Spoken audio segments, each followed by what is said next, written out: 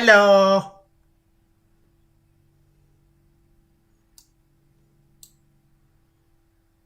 Okay. Let me just get my paint off the floor.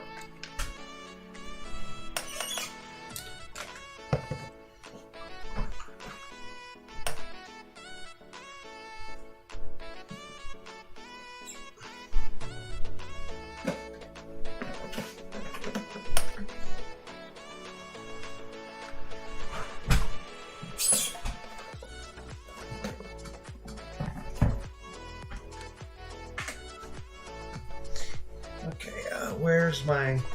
Oh, there's my phone. Right. It's on camera.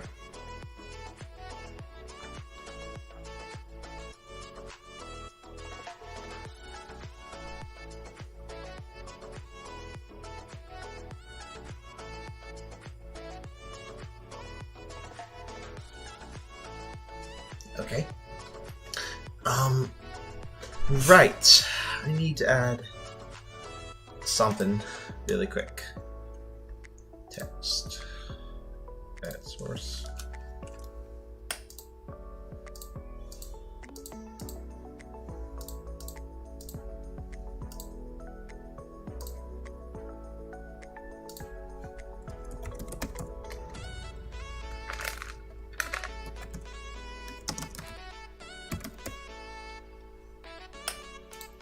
There you go. Up. Weren't supposed to see that. Now, where are you?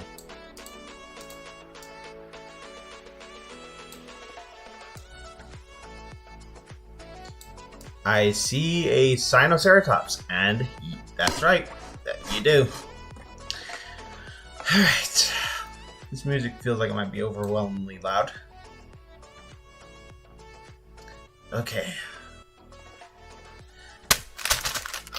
Got my paintbrushes. The cardboard box I'll be using for the paint. Some water. And of course, the paint itself. And with that out of the way,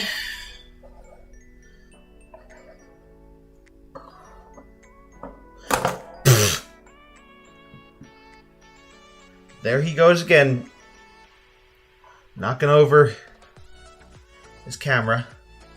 Hello, music is fine? Oh, thank you. Okay. Alright, I'm ready for the intro. Hey, guy! I really need to stop saying, hey, guys. It's not that anymore.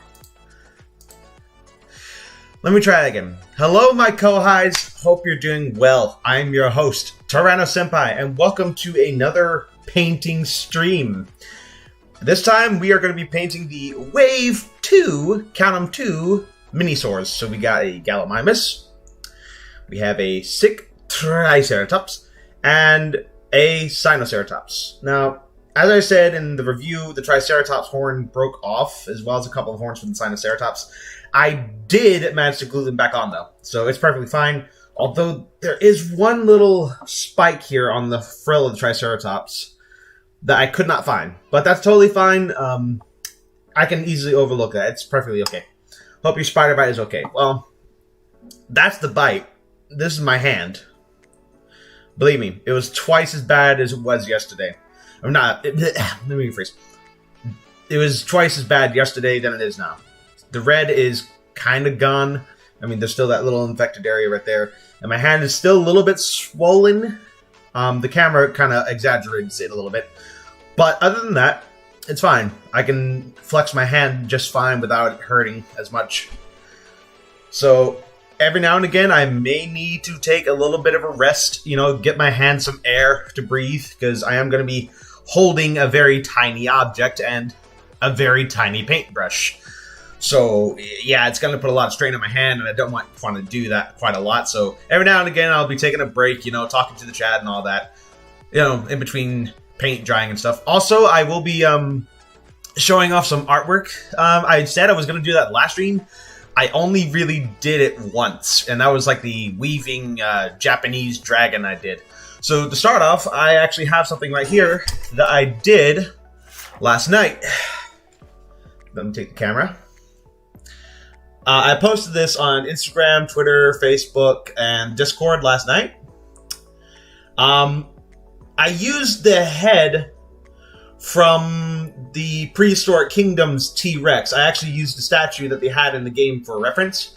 And on the top, in Japanese text, I have Tyrannos over the top. I was going to put Senpai down here, but there's just not enough space. I made the head too big. I want to make this into merch. I want to have someone take this piece of art, do it in Photoshop, and turn it into like a piece of merch for me in the future. I'm not sure how I'm going to do this, but I'll figure it out once I get to a certain number of subscribers. Any guesses on what kind of spider it was? Actually, no. Spider Tyranno Senpai Man. Okay, Marco. I'm going to have to stop you right there, because I heard so many people say, was the spider radioactive? Because so many people said that. It's like, oh, how hard. Like, I haven't heard that joke already today. Menacing. Really nice perspective. Thank you. But yeah, I also changed my subscriber notifications, so if you subscribe,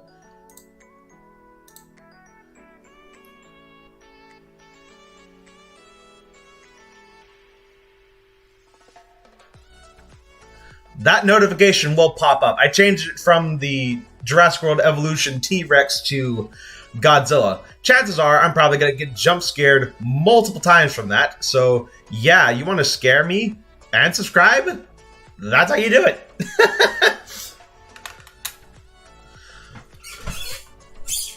But yeah, I think now we're ready to get started, and I think I want to start with a Gallimimus.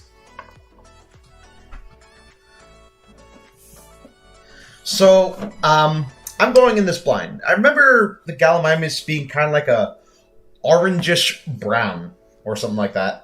So, what I'm going to do is kind of use the same colors I did for the Rex and the Aloe, and get some espresso brown and yellow, lemon yellow, mix it together, and then add a little bit of red.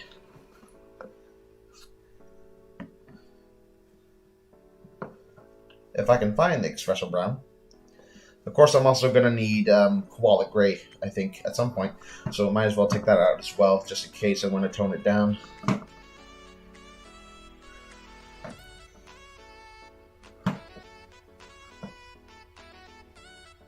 That's silver, Mars black, koala gray. There we go. Now I just need espresso brown, which I believe, yep, it's this one. Now, I never opened the red one, I think. Did I? I had to. If I painted, yep. I painted the T-Rex's mouth. That's how it's like that. Also, I'm going to need green for the Sinoceratops. Alright, this is where I'm going to need a professional opinion. Should I use apple green or forest green for this? I'm asking like a professional opinion, because I feel like it could be either or. I can mix the two together, but I'd like to know which one I should start with. So I'll leave it for you guys in the chat to decide. There is a meme that a Gally or Struthy says eggs. Oh, you mean like the Gaming Beaver meme? So you're saying that that every time I have the Gallimimus on screen, I should play this sound.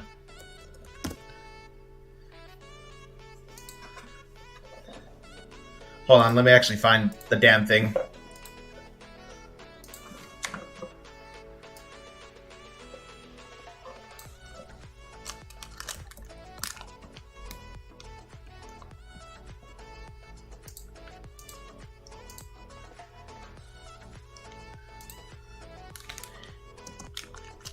So every time you say, I have Gallimimus on screen, I should play this sound.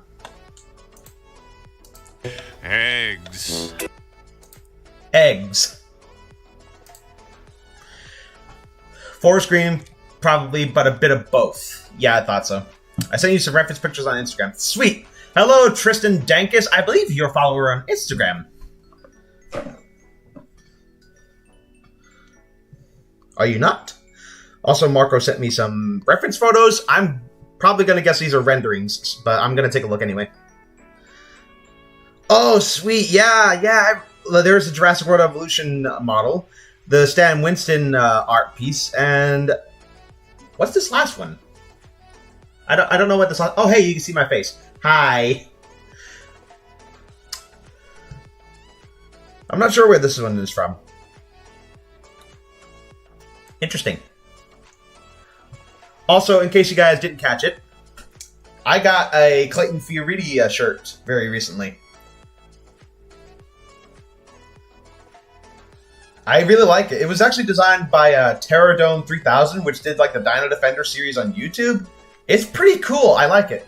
I like the little Easter egg. Like I can see like the T-Rex eye here and the mouth. And then if you look over here, it's the dragon curve thing from like the Lost World novel, which is really cool. Oh, you also sent me some reference photos of the Sinoceratops. Cool. But for right now, I kind of want to focus on the Gallimimus.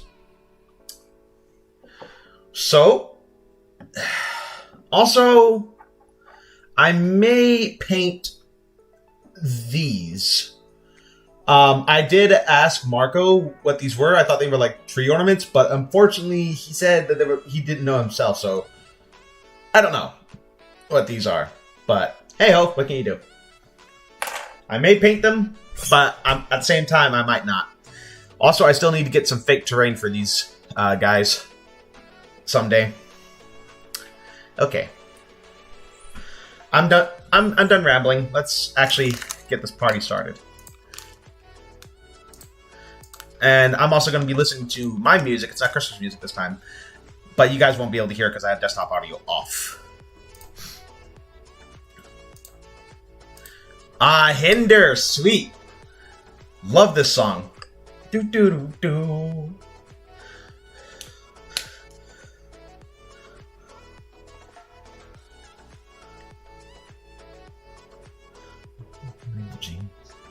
I almost splattered that paint on my camera.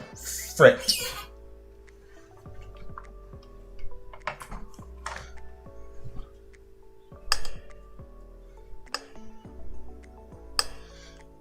I got a brown thumb.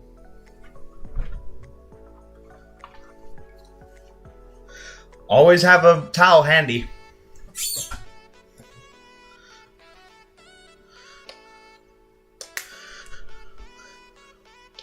Hell no.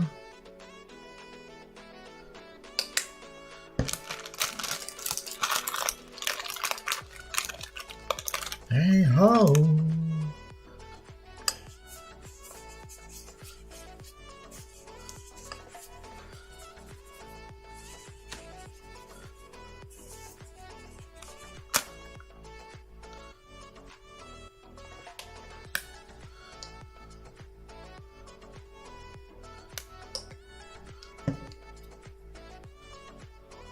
Maybe I should give you guys a better perspective of this.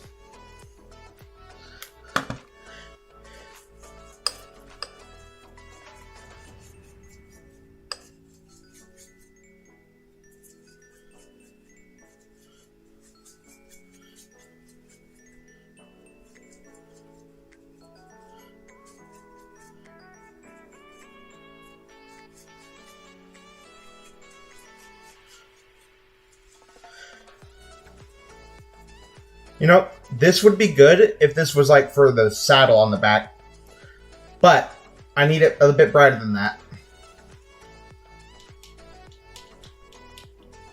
So I think I may need to add white. What do you guys think? Think white might be a good call?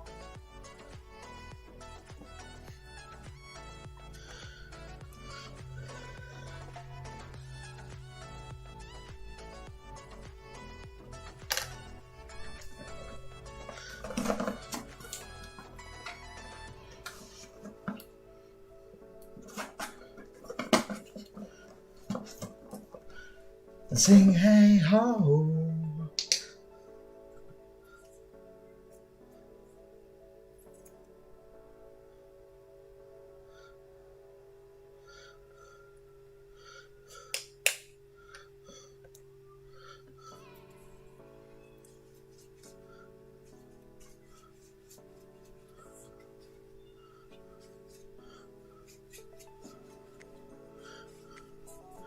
Yeah, definitely a little white.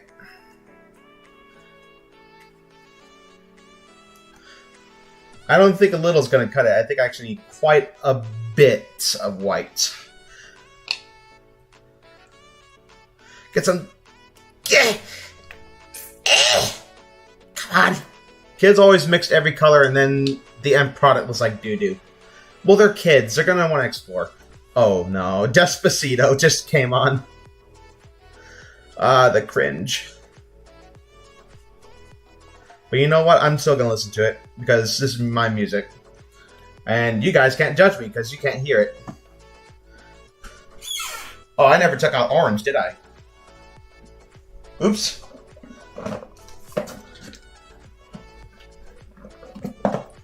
There we go. There is fluorescent orange, but I think that might be a bit much for what I'm aiming for, so we're just going to use plain Jane orange.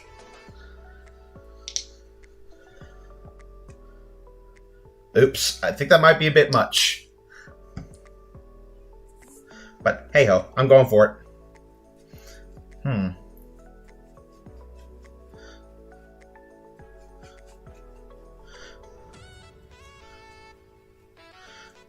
Actually, you know what? That looks great. Definitely better than what I imagined.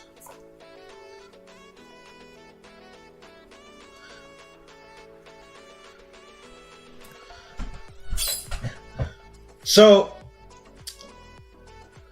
the story about my spider bite. A couple days ago, I was outside digging up weeds and shrubs and stuff, and you know, because we had someone coming over to the house, an appraiser, to see if we could refinance the house, and I guess, well, because like there was a lot of stuff. There were like stickies, we call them. They're like little seed pods with spikes on them. Always getting them in my dog's hair. But, and there was also a orange bush that I was ripping out of the ground. And I guess at some point between that time, I got bit by some kind of spider. Did not even know it. Later in the day, the guy came over, you know, he appraised the house. Funny comment, actually. When he walked into my room, he's like, someone really likes dinosaurs in here. And my response to him was like, oh, with a passion. Anyway, later that afternoon, I look at my hand and I see this bump on my hand, which you can clearly see right there, that red dot. And my mom tells me to keep an eye on it, because she said it looked like an insect bite, like a fire ant or a spider. So, yeah, I kept my eye on it. I wake up the next day, and my hand is swollen to be twice its size. And it's turned red. I didn't think nothing of it, so I just went to work that day. And it was like in the afternoon, straight after like 12 o'clock. I'm in the dish pit because that's my job. I'm a dishwasher. I go into work and I start scrubbing, like, to get all that grime off the plate, these metal plates that we have. And the pressure I applied to my hand really screwed it up. Because as soon as I stopped, I found it hard to flex my hand without feeling pain. It was pretty bad. That's all I could say. It was horrible. I hated every second of it. Also, my Pandora cut off for some reason. I have no idea why. There we go. refresh. So it is really hurting now. Like, it hurt just to flex my fingers. So my boss takes a look at my hand. Well, one of my bosses, she takes a look at my hand and says, "No, Tyler, you got to go to the hospital and get that looked at." Yeah, that's my name, Tyler. I should... If you guys have not known that by now, my name is Tyler. That is my real name. But it doesn't matter what you call me, really. You can call me Senpai, you can call me Tyrannos, you can call me my real name. It doesn't really matter to me at this point.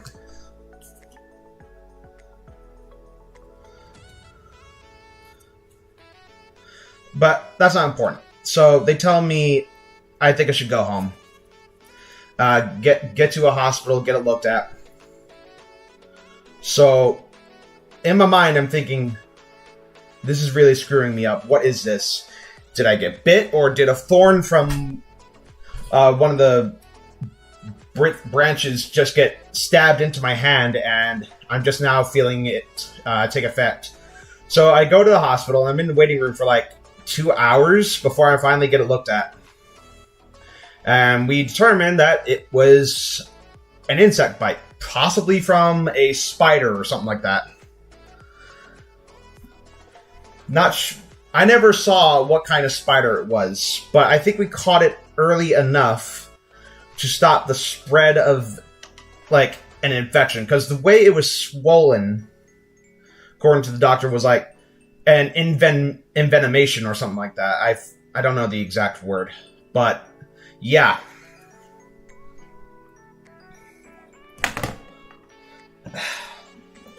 I can't stop freaking knocking down my camera.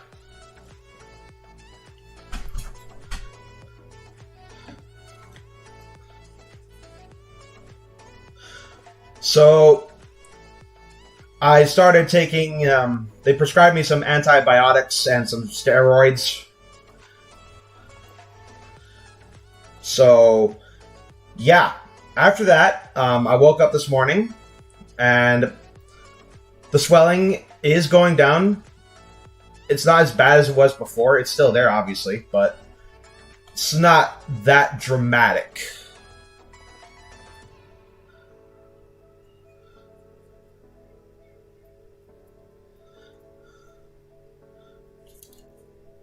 Ah, fuck.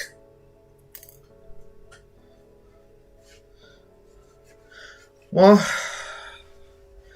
I think I have thoroughly applied the base coat to the Gallimimus. But yeah, it doesn't hurt as much to flex my hand anymore. But I don't want to overwork myself too much. So, yeah, we got some steroids and antibiotics into me, and my hand is no longer swelling. I can see my knuckles a bit more than I could before, because after I left the doctor's, my hand looked like a balloon with sausages attached. Like, that's not an exaggeration. My hand looked like a balloon with sausages attached to the ends. Now it kind of looks like a deflated balloon with sausages.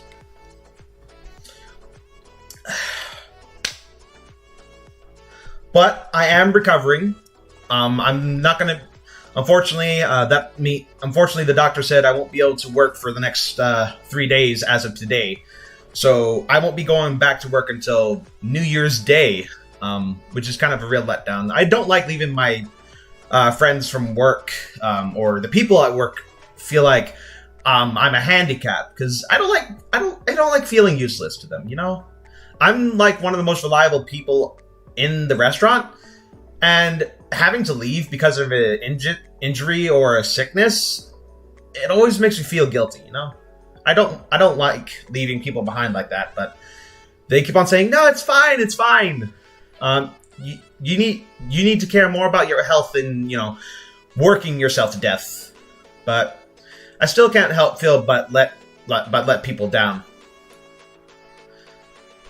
I'm just that kind of person, I guess. I don't know.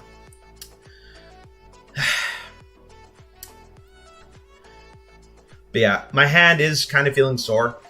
Not as sore as my arm, though, right now, because while I was at the hospital, I got my tetanus shot for the first time since I don't even know. It's been a while. I don't even think I ever got a tetanus shot for as long as I've been alive. I may have in the past, but I just don't remember it. But while I was at the hospital, I got my tetanus shot, and I got it in the arm that's already got a screwed up hand. So my hand is sore and my arm is sore. So there's that too. So I think you guys can understand why I need to take rest every now and again, because my whole right arm from the shoulder down is a little sore. But yeah, that's what's going on with my life right now. Anyway, I'm going to quickly retrieve my water bottle while I let this dry off. And I'm also going to look through my folders and see if there's any artwork I want to show you guys next.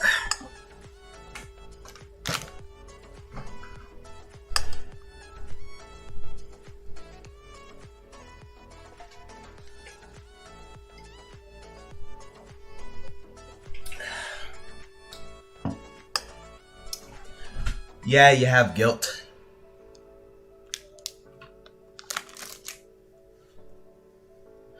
Okay, what should I show you?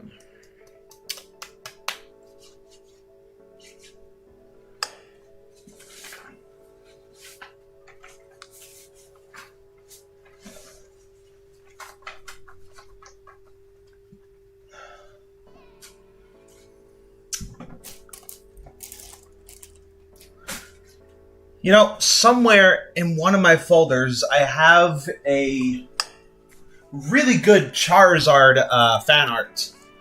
I just gotta find it real quick.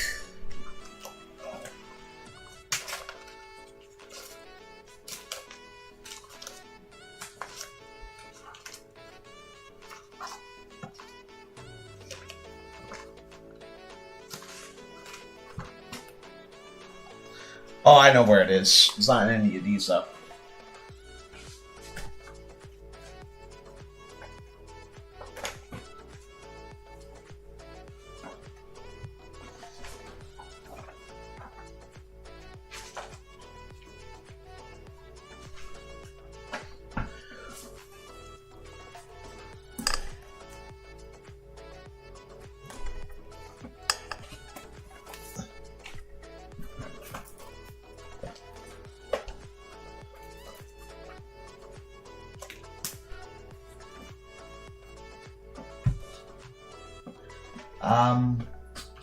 Where did I put it? That one black binder that I keep around. Because I think it might be in that one.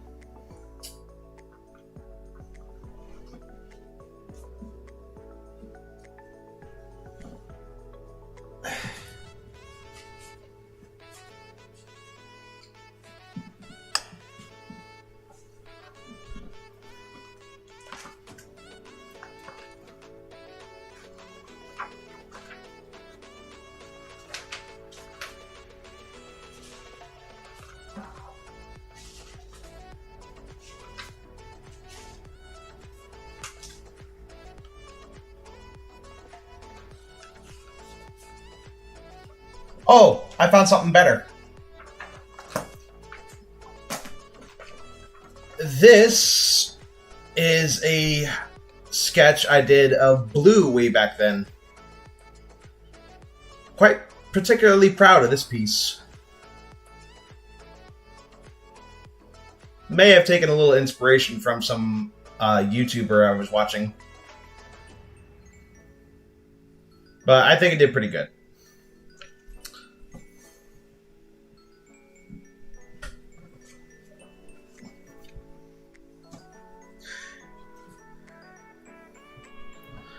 For some reason, if I update the Alavrima, it has a corrupt life.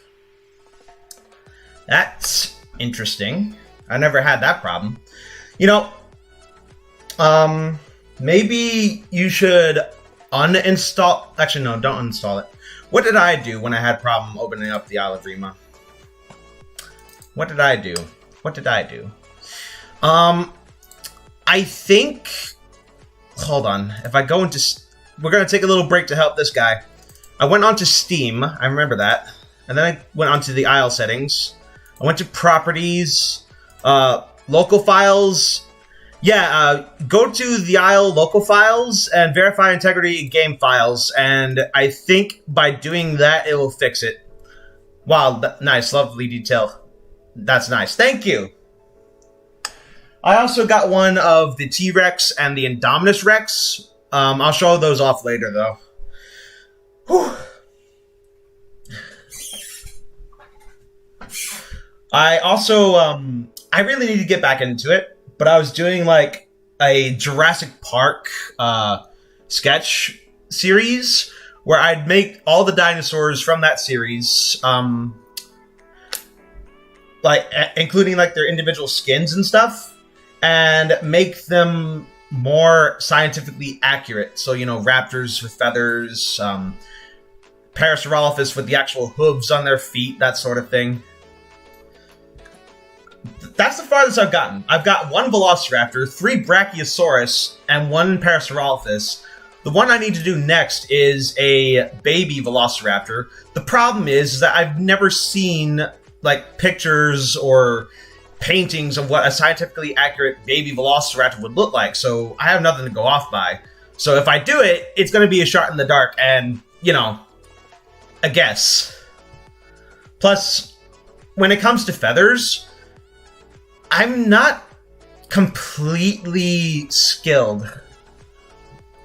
I'm completely skilled, yeah, because that's proper English. Like, you know what, I think it might just be better to show you what I mean. I have to pull it out because it's under a bunch of papers and shit. I really need to go through this stuff and purge.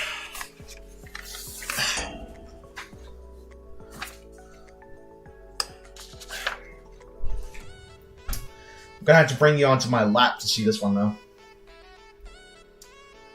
This is a Jurassic Park skinned Velociraptor Mongolianensis that I did for the series. This one looks fine, I think. But I'm worried about, like, when it comes to the baby dinosaurs, when they have to do their feathers, because they don't have these kind of feathers as adults, as babies, I'm assuming. They'd have, like, the fluffy feathery down, and I have no way of drawing that other than making it look like hair. And when I do that, it makes them come out extremely puffy.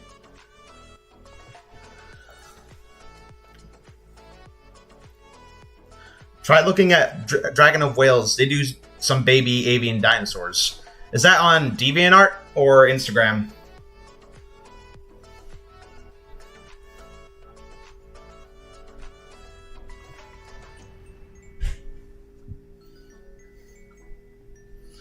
Yeah, because after the Velociraptor, I need to do a Triceratops.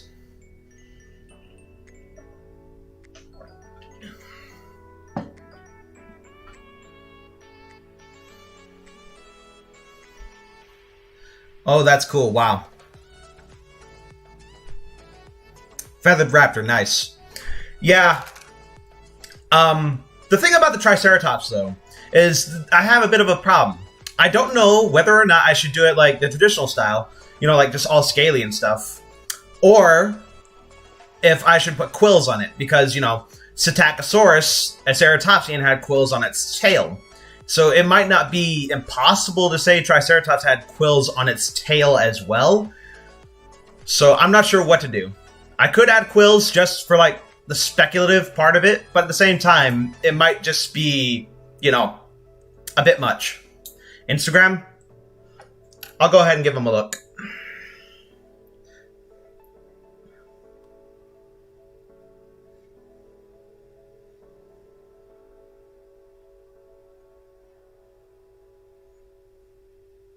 You said it was Dragon of Wales. Oh, you already sent it. Thank you. Okay. Oh. These look really nice.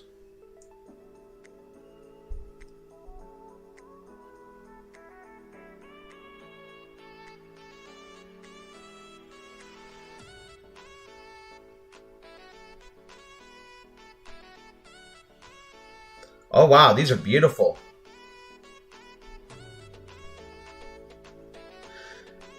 Yeah, I'm definitely gonna have to look at this guy's work for a while. See what I can get.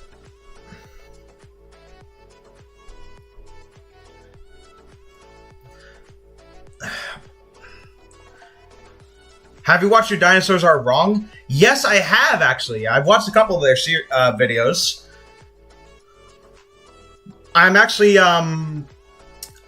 in the process of watching their Your Dinosaurs Are Wrong Velociraptors. Jesus Christ, I was 1 hour of watching that. Like, because the video is like over an hour long. It's going to take me a while to finish that. Maybe small quills. So, not as exaggerated as the Pachycephalosaurus, just little itty-bitty quills, like the Prehistoric Kingdom's Styracosaurus or something like that.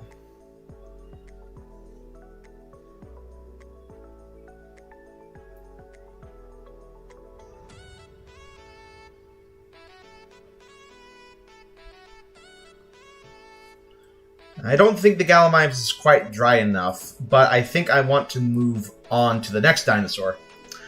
Alright, chat, decide for me. Which one should I paint next? The Triceratops or the Sinoceratops?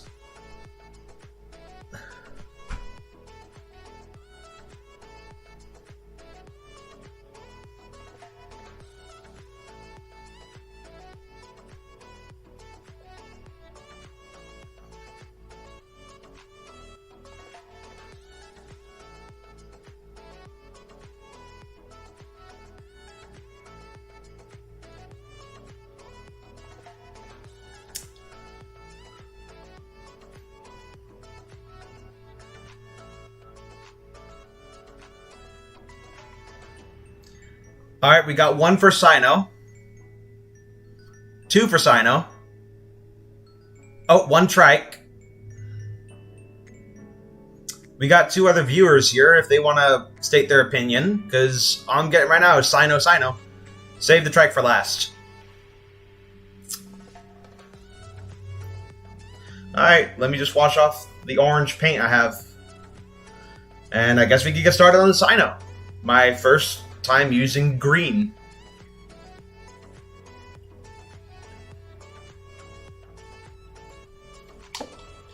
Alright, where'd I put my towel? Gotcha. Now, the Sinoceratops is kind of a bright green. I just want to use the forest green to kind of tone it down, I guess. So, what I'm going to do is I'm going to use quite a lot of the apple green. Oh, wait, no, it's not open, because this is new, obviously. I need to remember this sort of thing.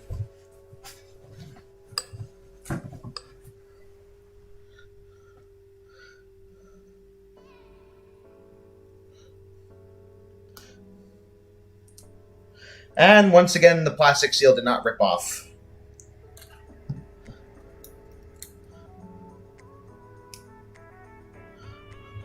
The Sino is like olive green. So, I should make it kind of like mix these two colors, like mix the forest green and the lime green and maybe just a hint of brown. I think that's what I should do. I don't know.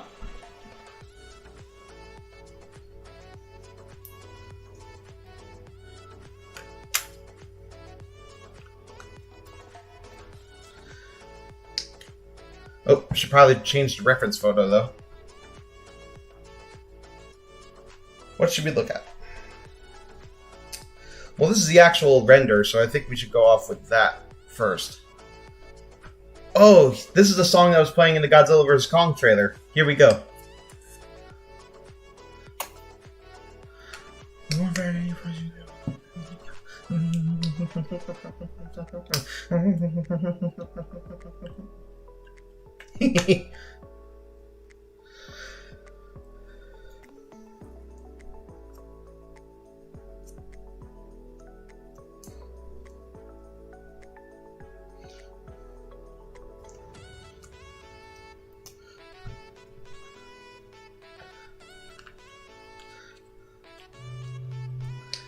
Here we go.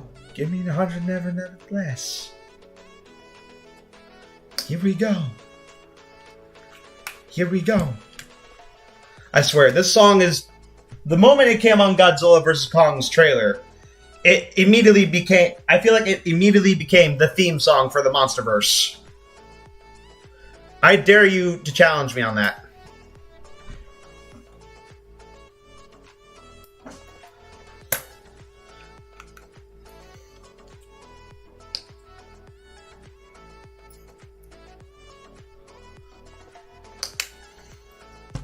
Here we go.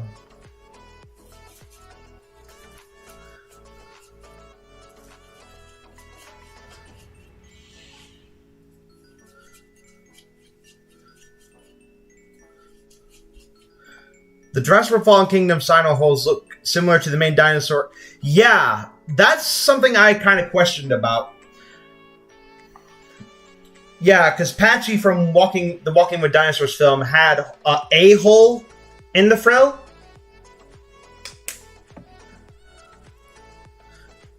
But not two holes, like the Sinoceratops does. And fun fact, if you didn't know this already, but Sinoceratops from Fallen Kingdom was originally going to be Pachycephalosaurus. Like, if you look at one of the first releases of the Jurassic World Fallen Kingdom toys, there's a toy that's labeled Sinoceratops, but let's be real here. It's a Pachycephalosaurus.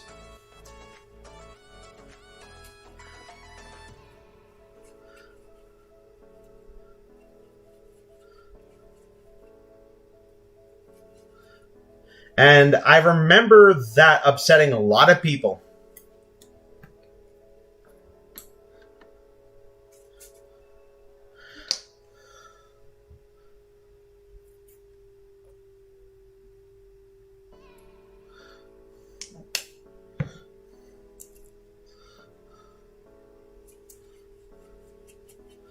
Oh, a little bit of white, and it made all the difference, I think. I think we got the proper shade of green here, folks. Ah, nuts. Got my cord. Paint on the cord.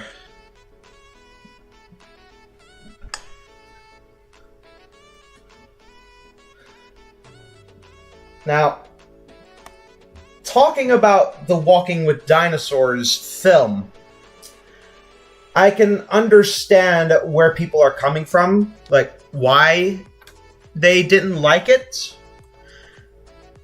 I totally understand where they're coming from. Like, I legitimately do. I mean, the animation of that film is beautiful.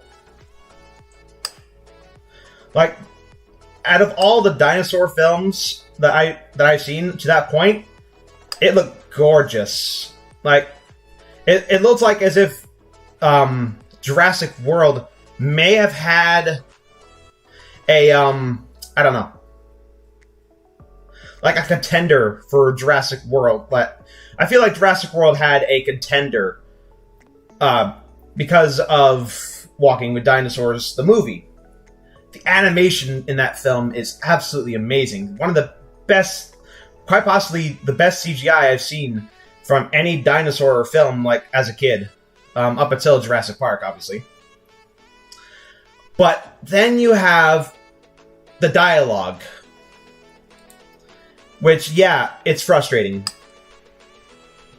Because their mouths don't move when they speak.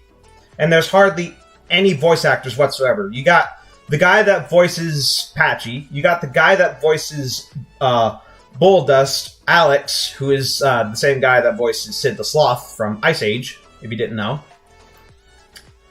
And you have the woman that plays Juniper, and that's it.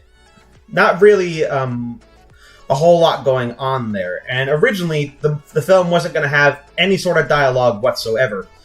It was when Fox decided, you know what, let's turn this...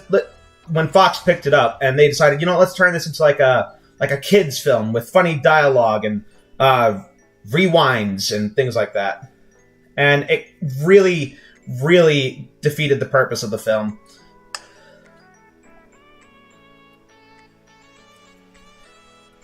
As a kid, in my younger days, I loved it. I still might have a thing for it. Maybe not as much as I did before in the past. But I have fond memories of it.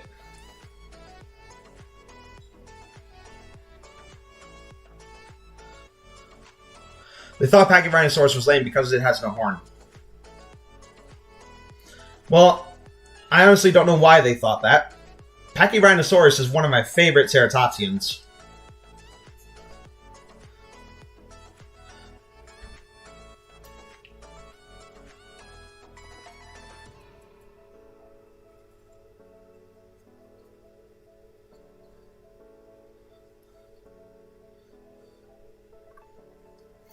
Now the problem with this one is I can't seem to get to the underbelly of it.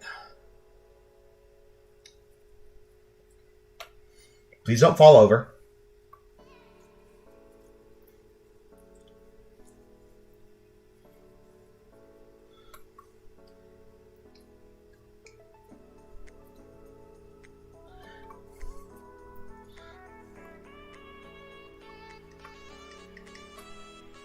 Yeah.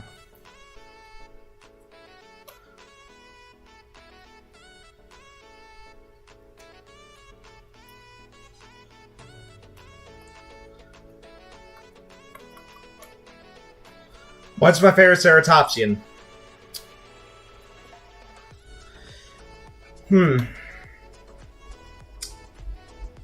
Well, it's kind of a tie.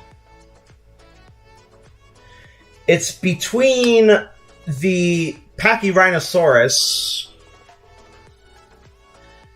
and Iosaurus.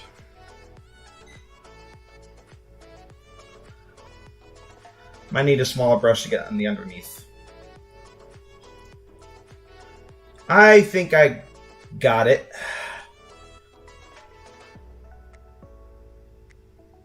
Alright. I think I got the base coat for the Sino done. If I have a quick look around on it.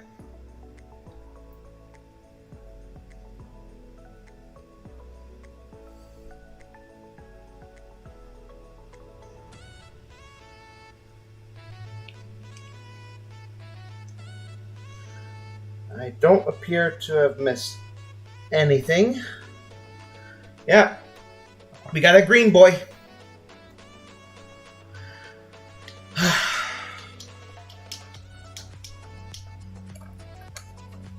Gonna move that away from the cord.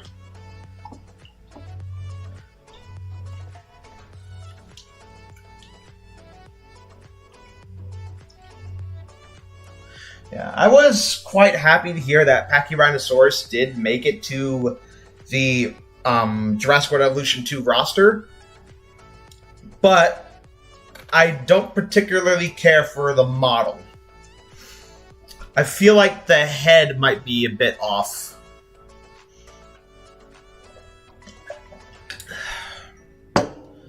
Like, let me give you an example. This is my Beast of the Mesozoic Pachyrhinosaurus. And it looks much different than what we see in Evolution 2. Its head is flatter.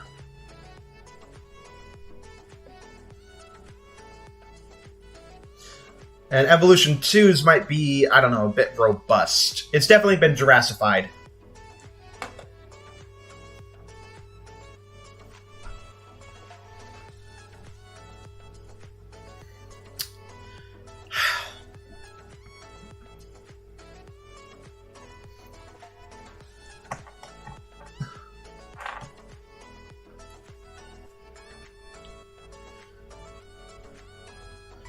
Oh boy. Moments like this when I wish I had a fan in my room. The poor track that ate the Indian lilac berries. Did it really though? Because Ellie Sadler said there was no trace of them in the droppings. Droppings?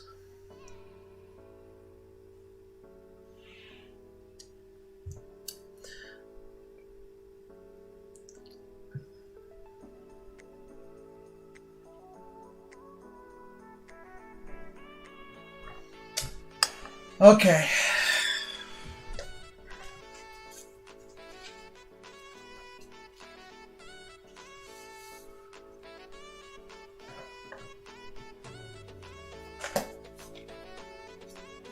Artwork time. Here is a Jurassic World style T-Rex, which I used the render from one of the promotional shots of the film, and I think it did pretty good. You've got fans in the chat. Sweet.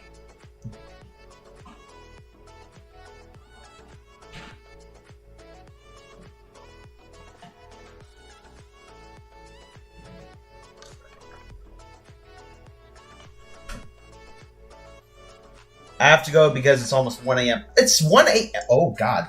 Yeah, you really need to get some sleep.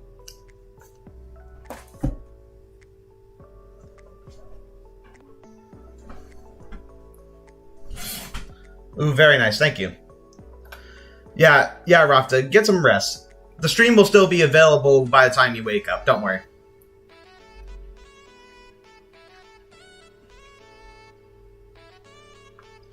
Okay.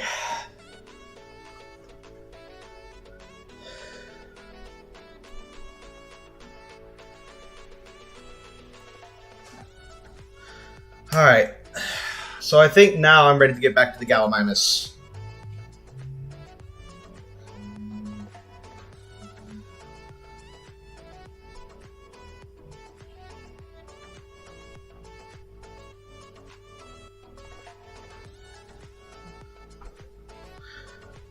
Alright, I need to do the underbelly now.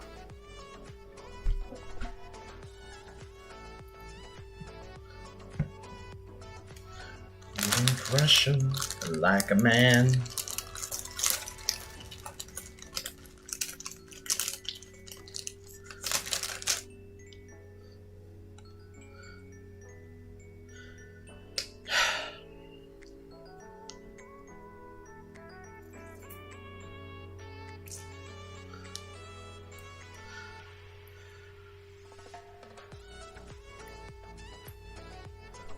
Ooh.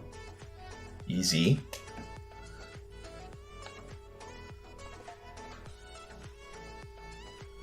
Need to do the underbelly next.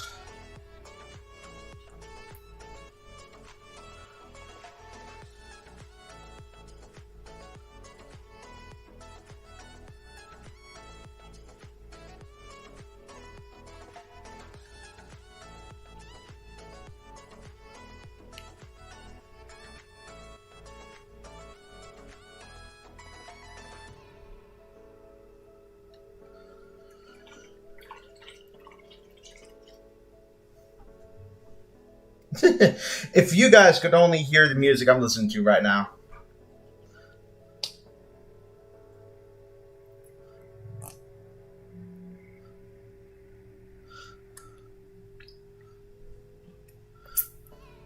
Yeah.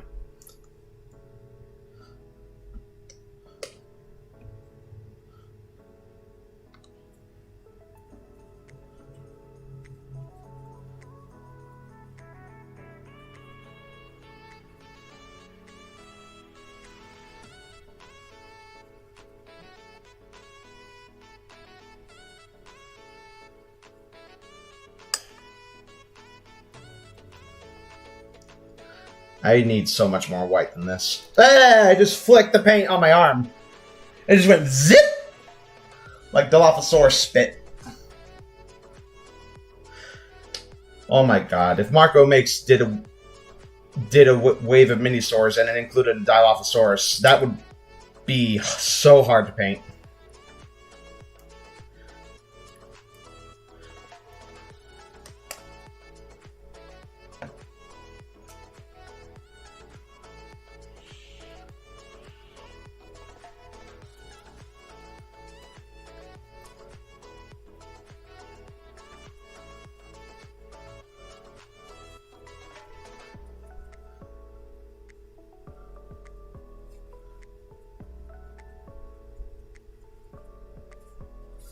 I still don't know about this.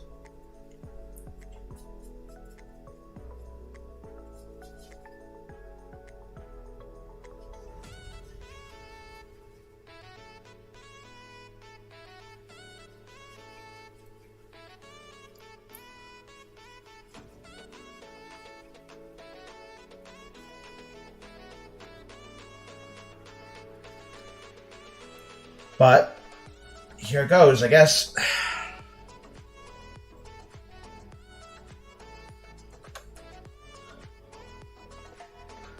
I'll include it just for you. Oh, please. As much as I'd be honored to get like an exclusive, that might just kill me. What's this? Official rewind, no one helps. I don't know who that is.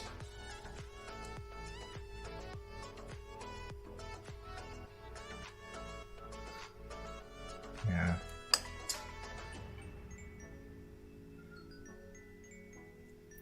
Yeah, I'm quite excited for that Spinosaurus you're making, though.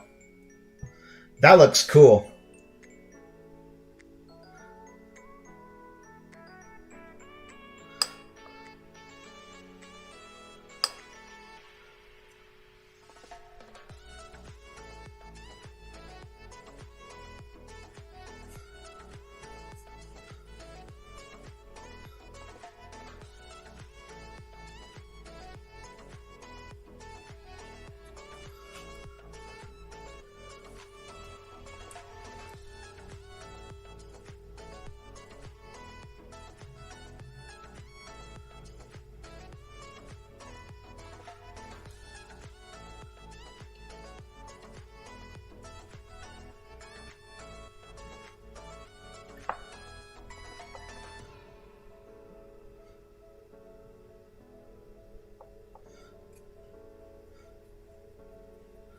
He's sculpting it as you speak. Oh no.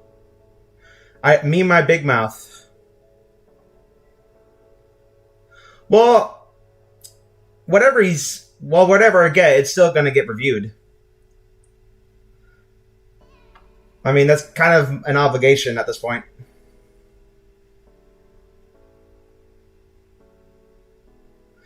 But yeah, that's Spinosaurus, my dude.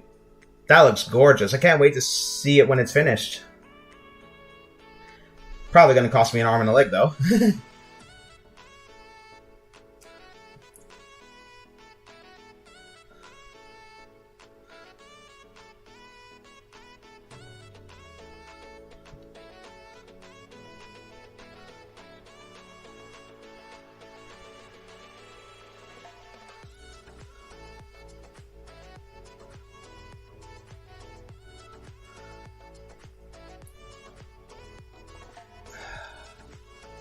Damn, I got some of that paint on the hand.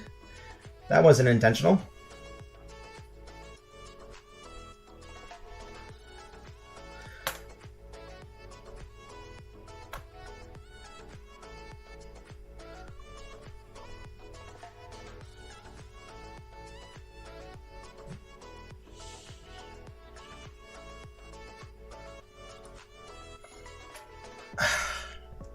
Very nice. Thank you, Mr. T-Rex. Also, welcome to the stream. Okay, I don't think this Gallimimus is dry at all.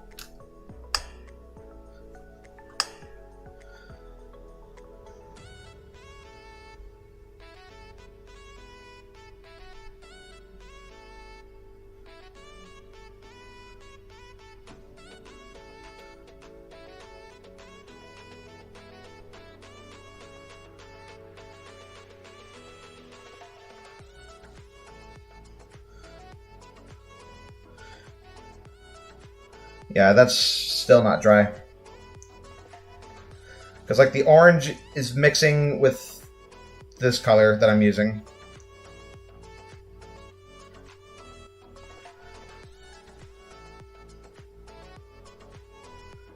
I think I need to wait a little bit longer to paint this one.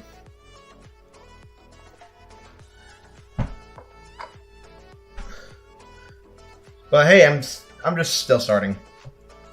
But now, I think, while we're still waiting for that to dry, we can get started on the Triceratops.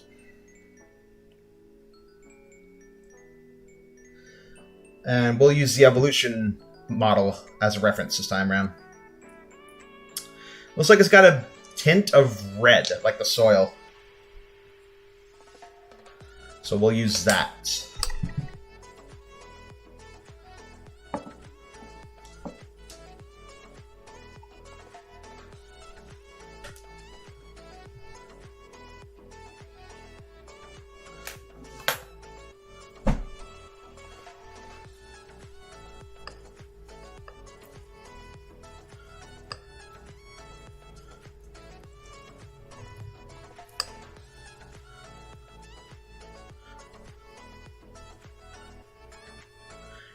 Oh, that looks wonderful.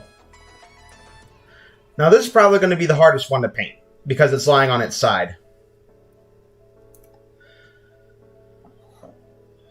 But I'm going for it.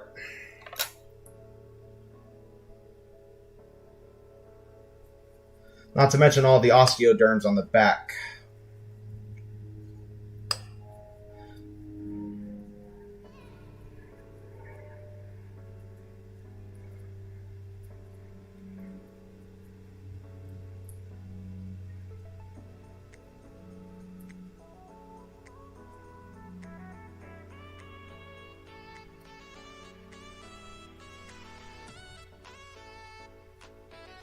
Yeah, the underbelly of this Triceratops is going to be the hardest part to access.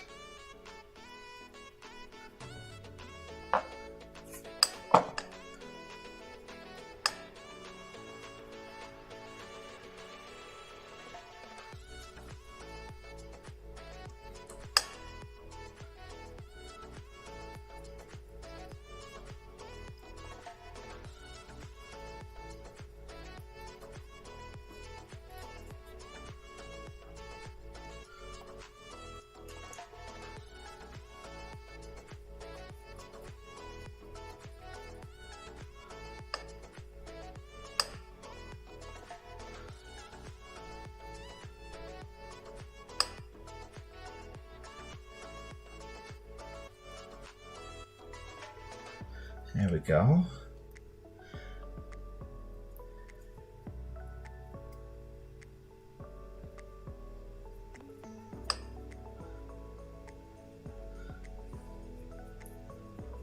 You know, it's times like this when I praise Marco for like his patience.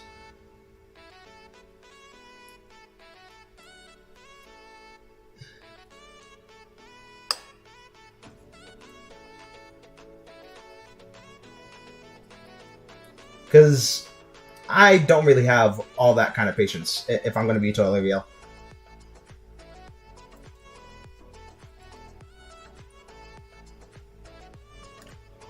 Alright. Now I think I need a smaller brush to get down on the underbelly.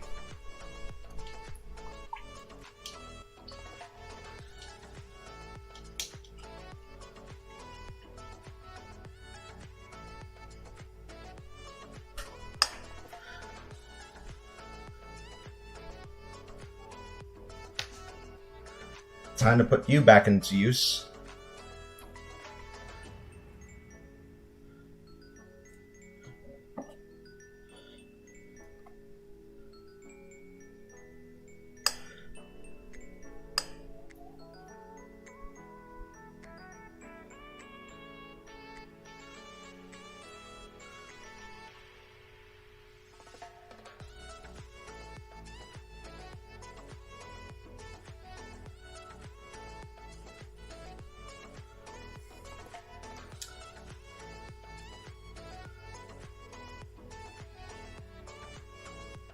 There we go.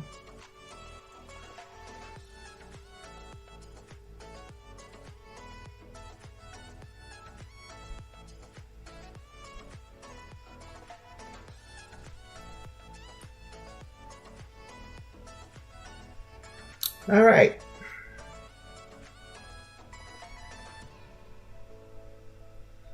And I think I have the base coat of the Triceratops unlocked.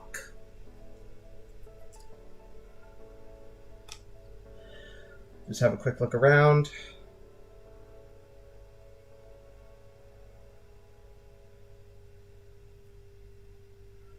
It's okay, practice comes with patience. Yep.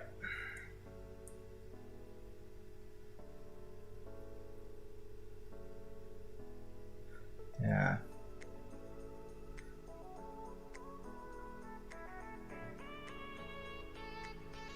There we go.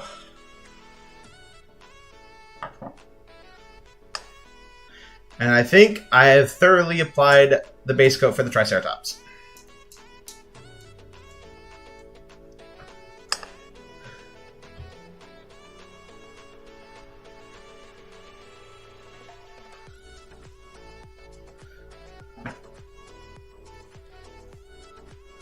Alright, now I think I'm ready to apply the underbelly of the Gallimimus.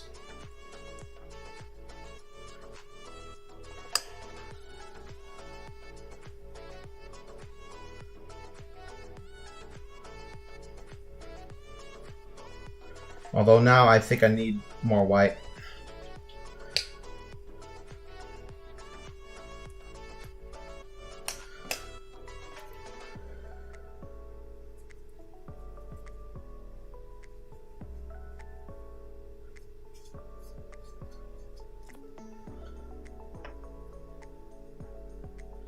Ah, fuck. Got it on the tail.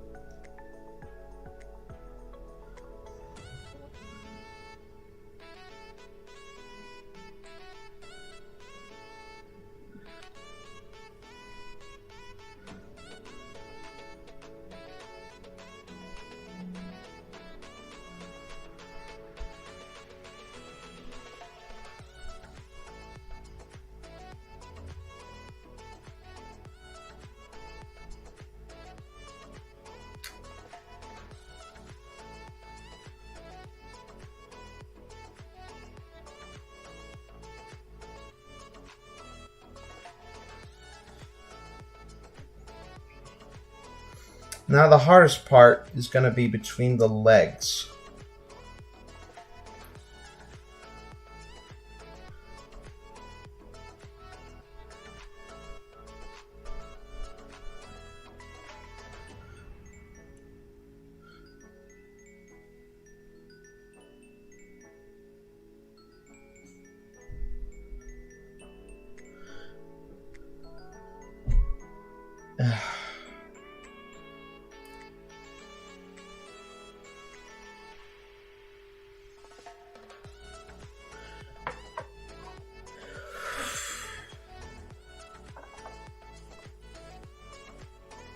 Yeah, I think I might have applied a bit too heavily on the orange.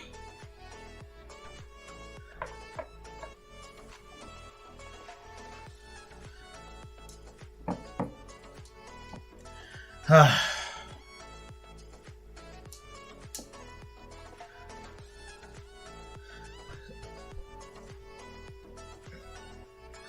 neck's starting to hurt just a little bit from bending down like that.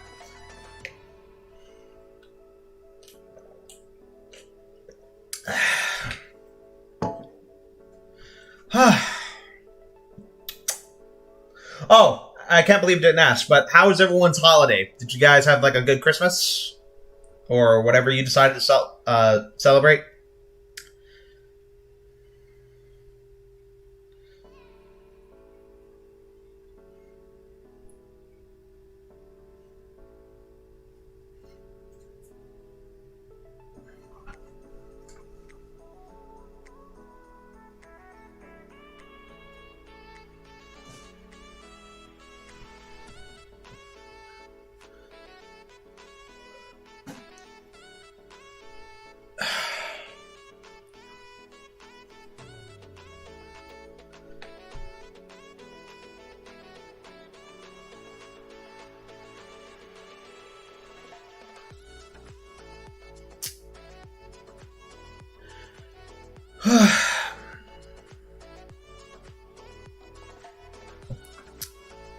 Very lively and chill Christmas. Sweet.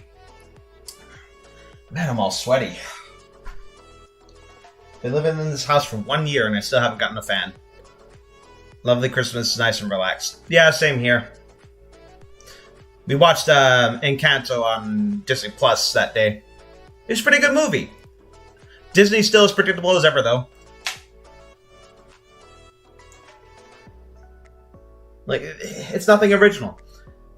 Tragedy strikes. The family, finds salvation. There's that one misfit that everything goes south. They think they fixed the problem. It's not fixed. Tragedy strikes. Like, you think it's the worst thing possible. And then in the last minute, they save the day. It's so predictable at this point. It's not even funny. Like, come on, Disney. You can write these stories, and they're good. But in the end, it's just rinse and repeat, you know? It gets old.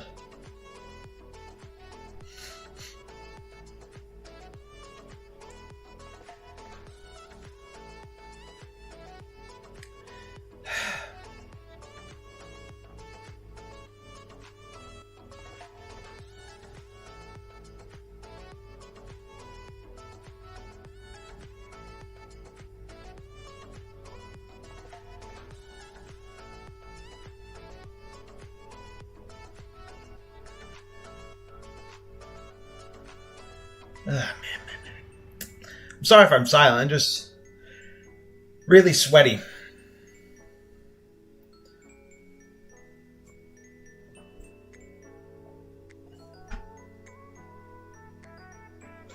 Okay.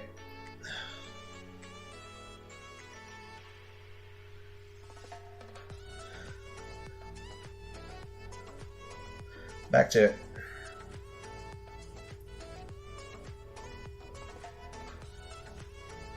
Alright, I need to pull up the reference image.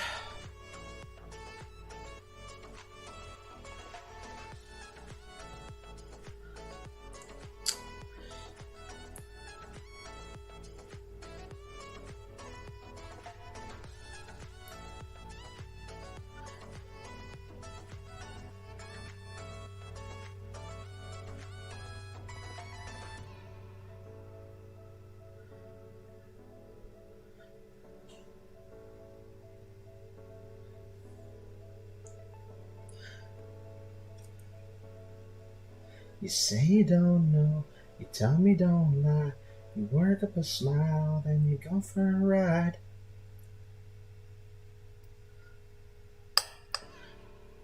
Yeah, man. I really wish YouTube wasn't so strict with copyright. I'd love to be able to play this music for you guys, but unfortunately, YouTube being the way it is.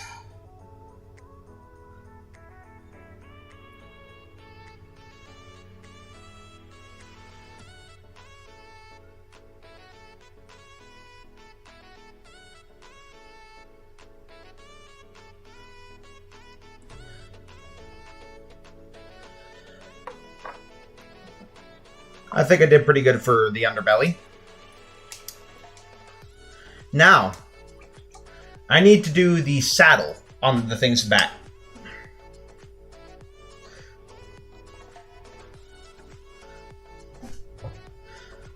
Fun fact, by the way. The Gallimimus calls in Jurassic Park are actually modified horse noises, if you didn't know. When I first heard about this, I was like, there's no way. There's no way it sounds like a horse. But then after watching Spirit Stallion of the Cimarron, I believe it.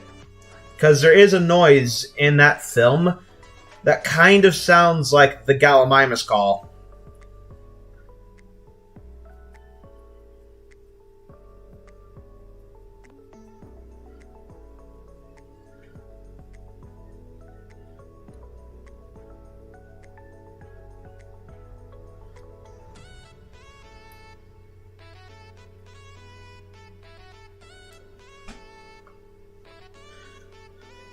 Alright.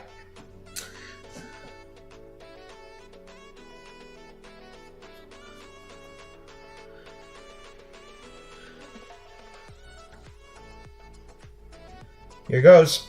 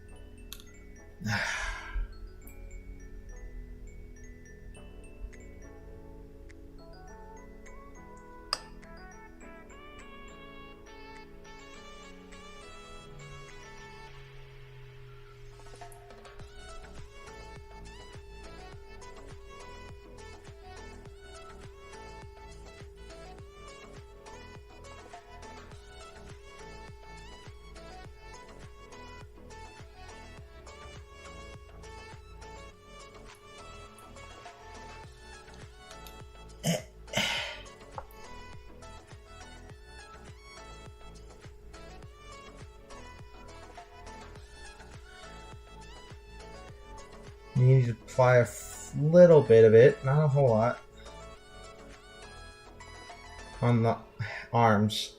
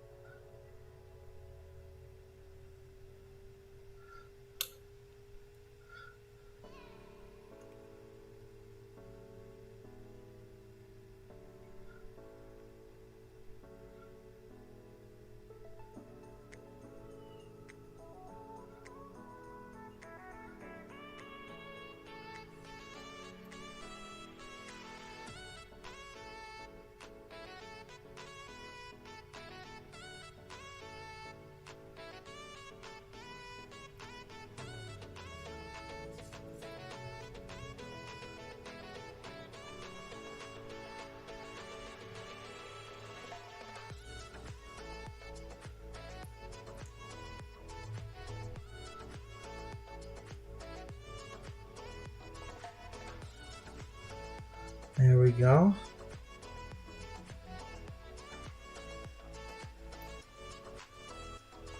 There. Now for the striping on the tail. And I think I need to pull up the evolution model for that one.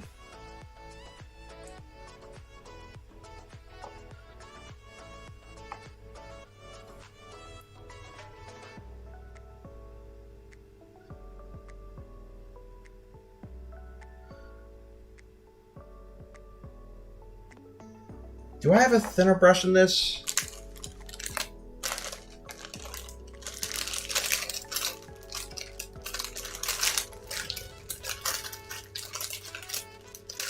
I get the feeling I might.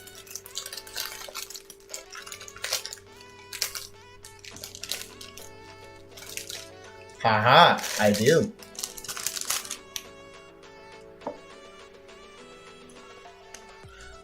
This will be handy later.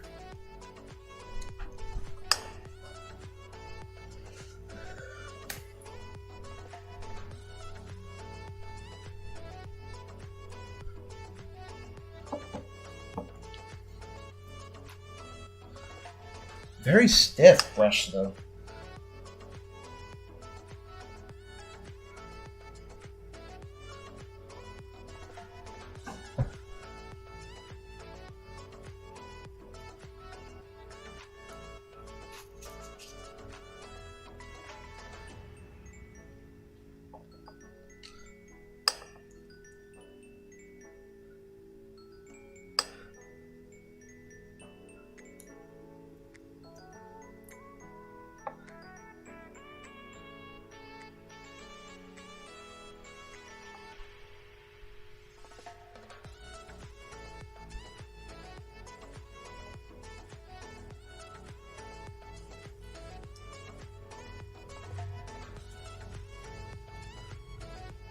All right.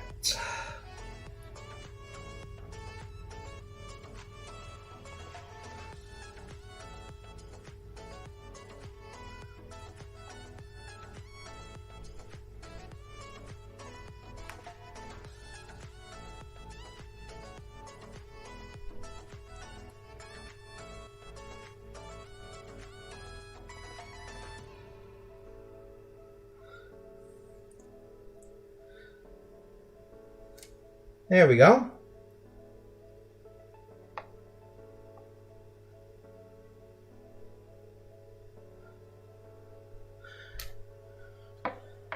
Now we got the darker stripes painted on them.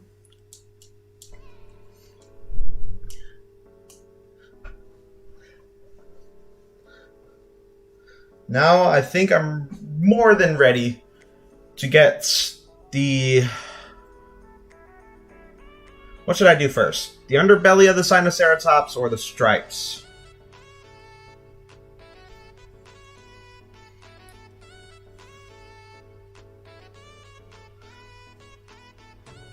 Because if I do the underbelly, I might as well also do the face.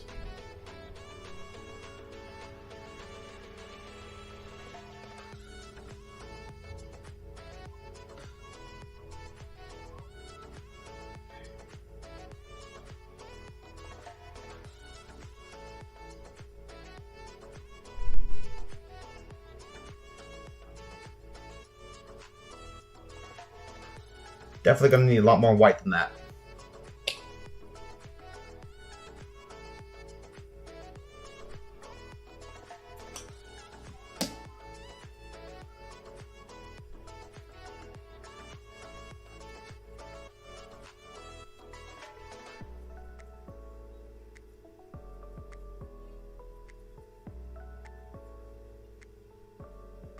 Underbelly first.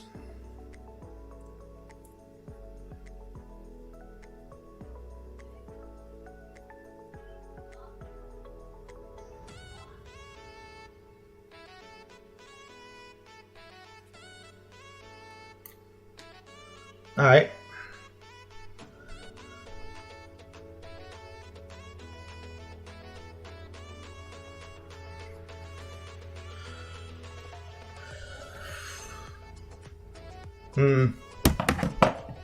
Might not be dry enough yet.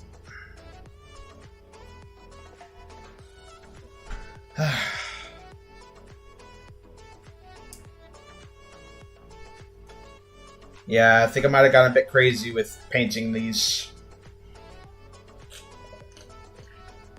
Moments like this, I wish I had a hairdryer I could use. Maybe if I blow.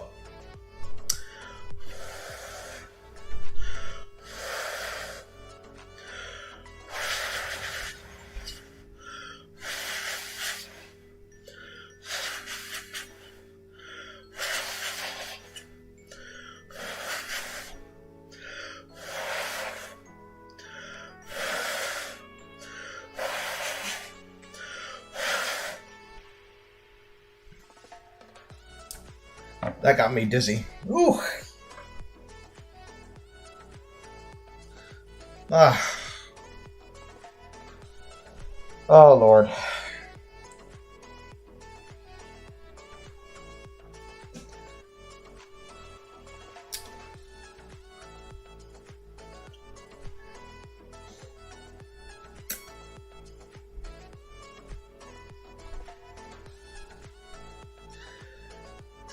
I guess I could show you another piece of art.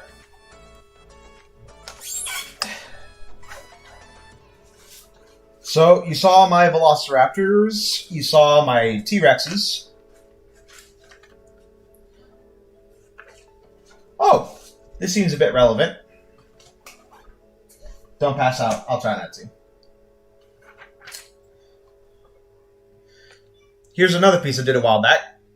T-Rex versus Triceratops. I used a screenshot as a reference from Jurassic World Evolution. And it's also where I learned that I'm not too good at drawing grass and vegetation. But I think the dinosaurs depicted turned out nice.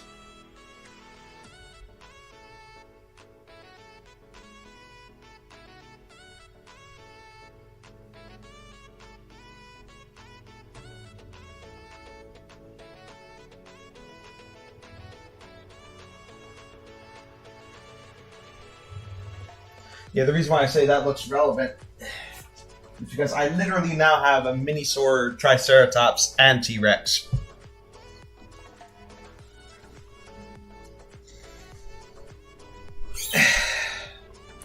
That's amazing. Thank you.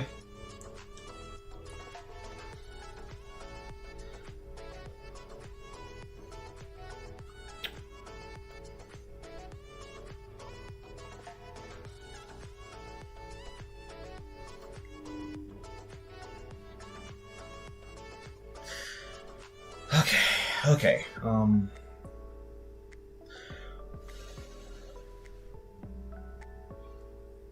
The paint on the head is definitely dried off. It's more like the stuff on the underbelly that hasn't really dried.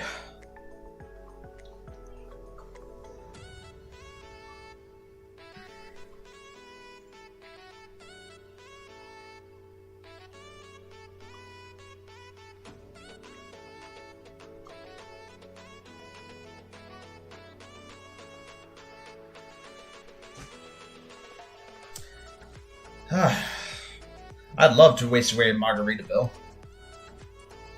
I can hear Jimmy Buffy calling my name already.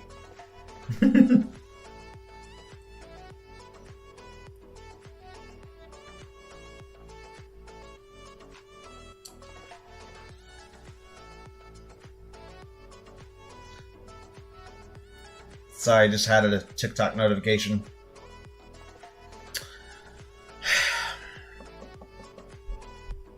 How did Marco ever get this done in 1 hour? That's my question. How did he do it?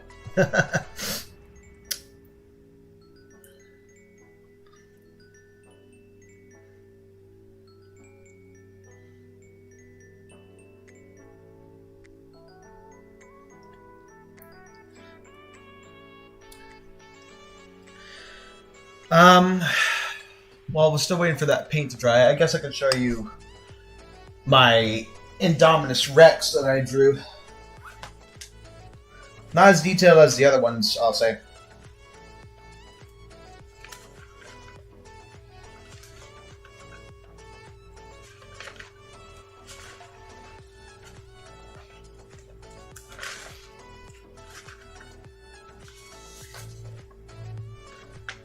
There we go. Indominus Rex. My first ever attempt drawing one of these, just because I had a hairdryer. Yeah, pretty much. You know, it really does suck that we can't get a Rubbersaurus with this. I would love to have gotten an Indominus Rex.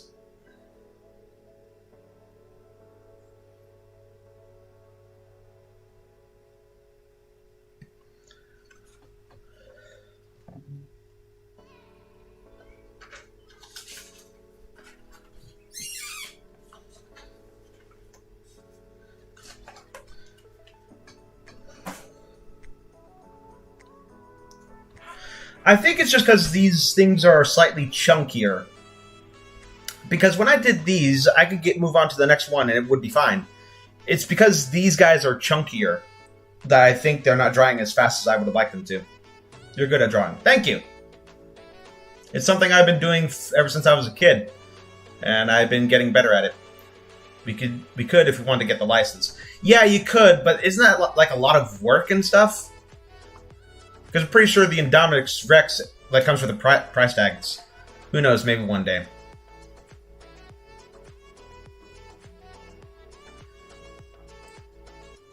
Because I imagine... Good drawing, dude. Flex. Yeah, pretty much. Yeah. I've been drawing dinosaurs since I was like, what, 5 years old? Something like that? And I haven't stopped since. And I've just been getting better and better at it.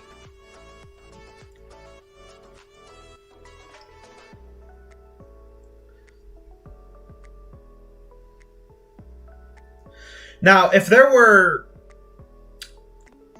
2 Rubbersaurs I would want to see, I mean, because all the ones I really wanted to see before, like Spinosaurus and Allosaurus and T-Rex, obviously, those are already in the works, like from what I've seen. But if I were to, because those are carnivores, I also want to think of herbivores too. If there were 2 herbivorous Rubbersaurs, I would want more than anything in the world, it'd be my favorite herbivore, number 1, the Pachycephalosaurus. In a heartbeat, I would love a rubber Pachy. That'd be so cool. Especially if it was like adult-sized. Like, not like the figure itself, but like in scale with what it would have been like as an adult compared to the Rubbersaurs I already have. Plus, I just happen to like Pachycephalosaurus. It's my favorite herbivore. It's my second favorite dinosaur after T-Rex. Yeah, getting a license is a lot of paperwork and money. Yeah. And the second herbivore I would want is a Camp Cretaceous-style Oranosaurus. It's a unique-looking animal. I like the sail on its back. It's like it's highlighting features. But if there were 2, if I had to pick 2 Rubbersaurs that I would love to see, it would be those 2. Because those are my favorite Herbies. But I'm definitely looking forward to the Raptors, the Spinosaurus, the T-Rex, the Allosaurus, all those guys.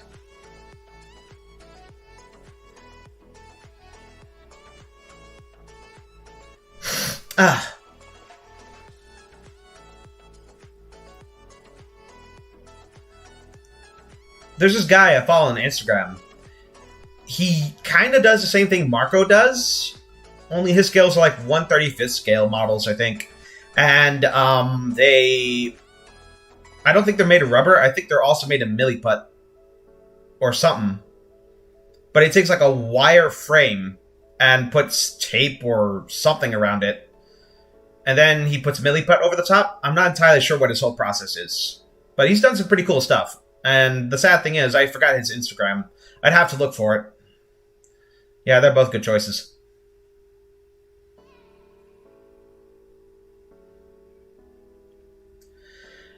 Okay.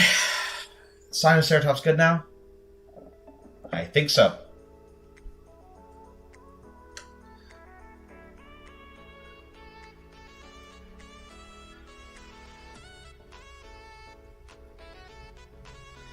Here goes.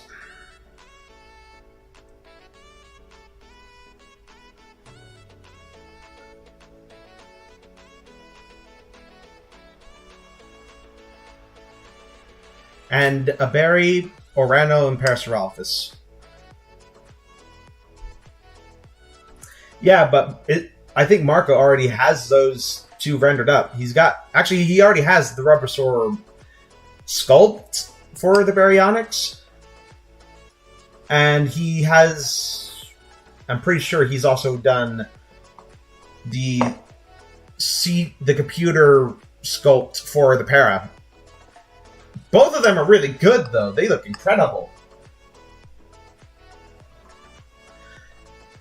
Yeah. One of the other reasons why I mentioned Tyrannosaurus was because the Mattel one they have right now, it could be better.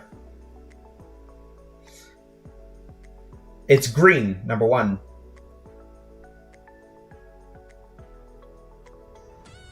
And the one in Camp Cretaceous is brown.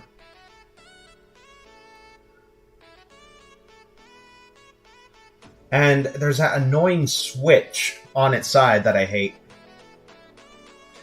He's already sculpted them, he just needs to splice them into parts. Oh!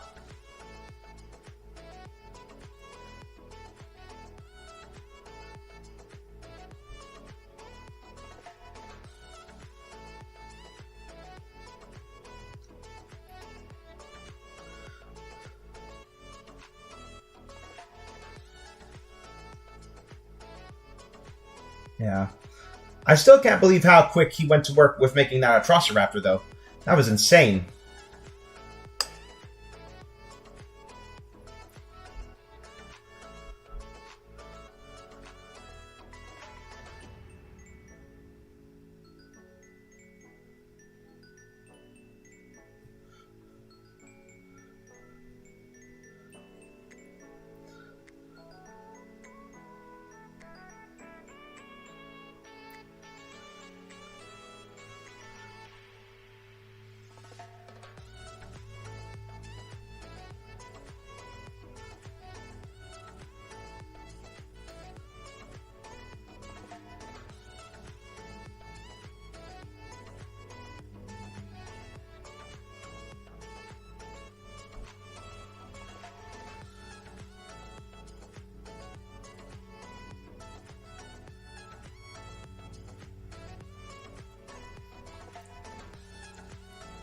He's a madman. He's crazy fast at sculpting digitally.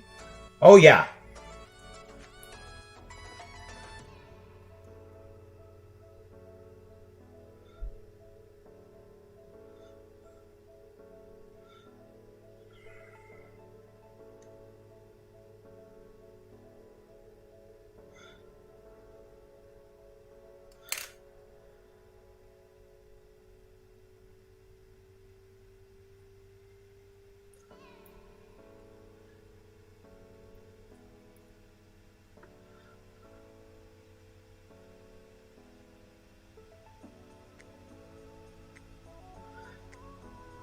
Yeah, I'm pretty sure I mentioned this before, but imagine a Rubbersaurus compsognathus.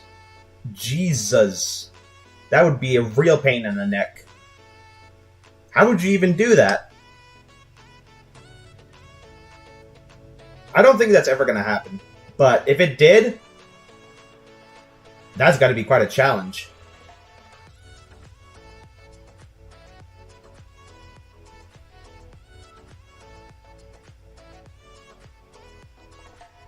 Aha, I just noticed something. I missed a spot on the leg.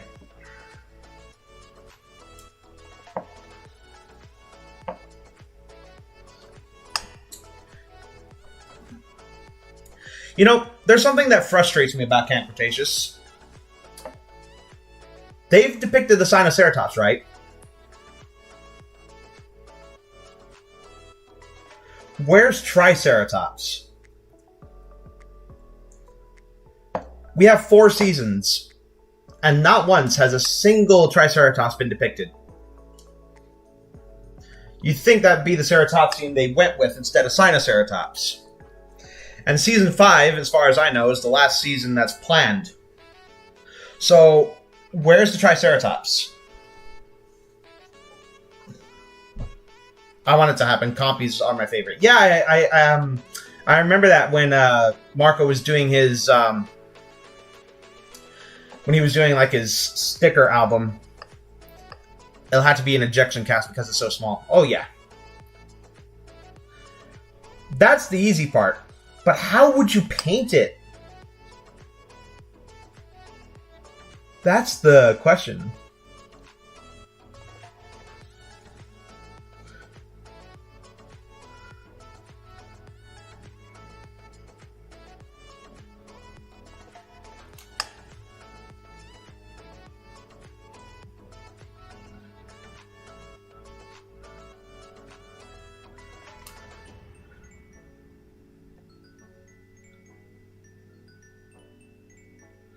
I mean, you have to pull some Jurassic World Evolution, what was it?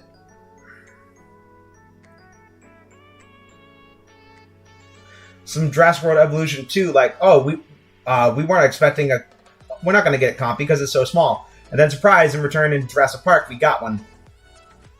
Maybe Ceratopses don't mix their herds. What, like in Evolution 2? That's a fact. Okay.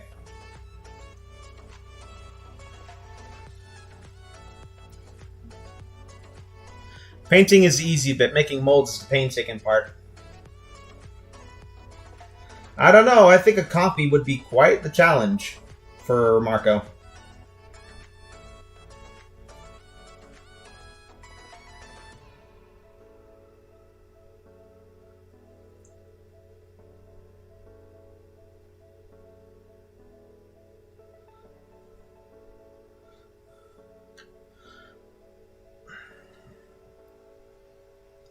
I'm Camp Cretaceous. Ah.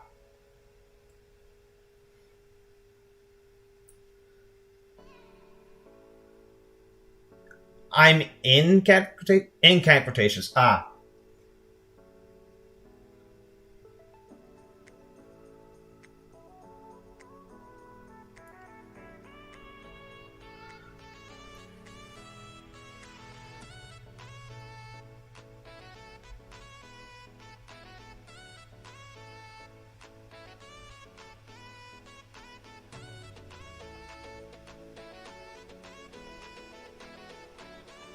He says no painting would definitely be the easy bit. Okay, Marco. I'm tempted to make a bet with that.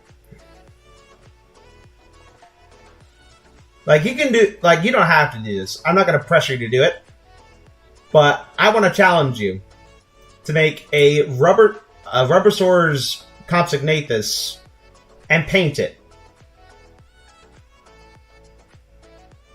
Because I love a good challenge. I love to be proven wrong sometimes. Not always, but every now and again.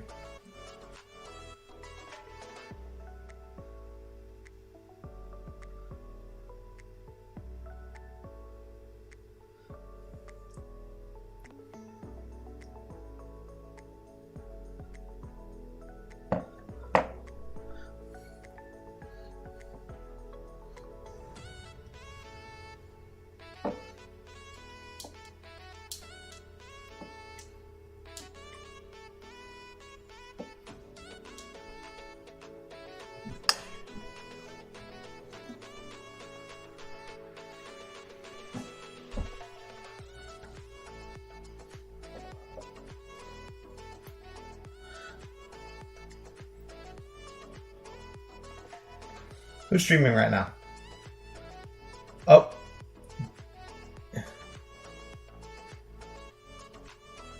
Challenge accepted, he says. All right, I look forward to see what you come up with. The question is, what does the winner get?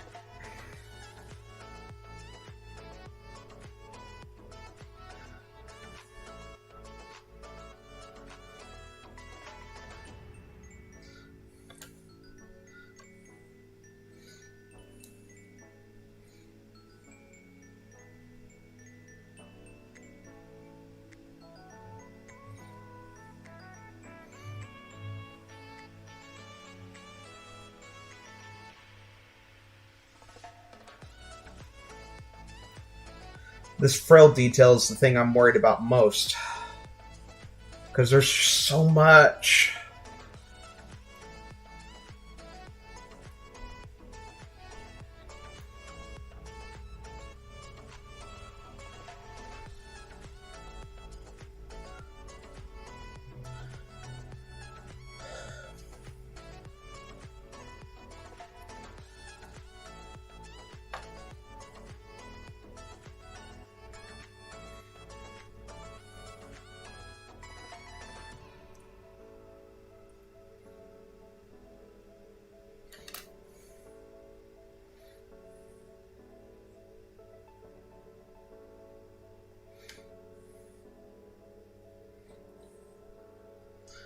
Yeah, good question.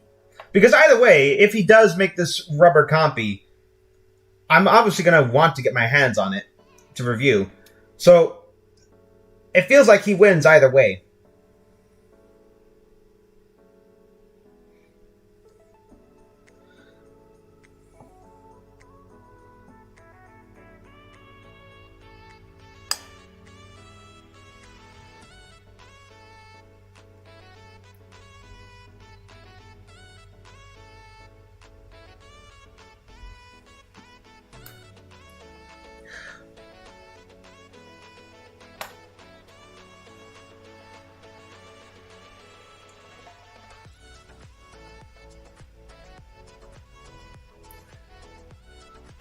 Oh, my hand is really shaky. Stop.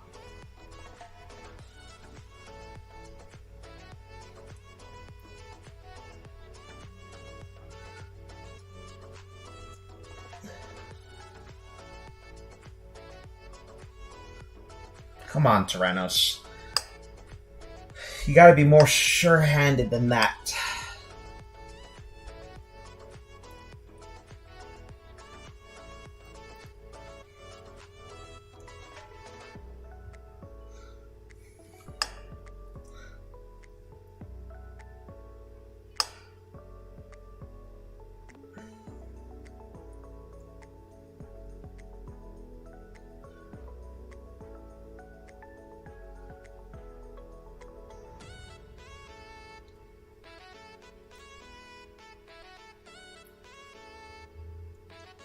Oh my god. Stop shaking. This is why I'm so nervous about painting these horns. Because my hands are so shaky.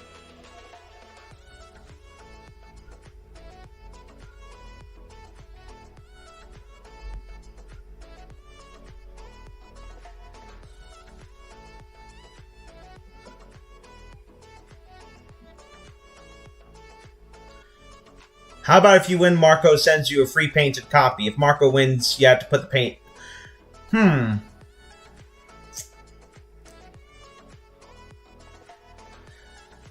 Well, that seems a little unfair. But...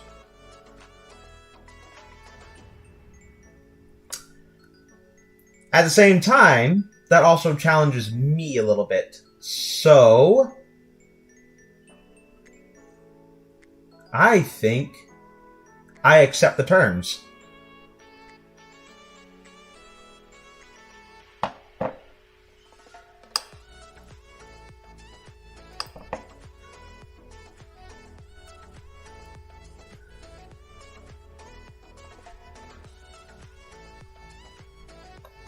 So long as he has like a painting tutorial that I can watch afterwards.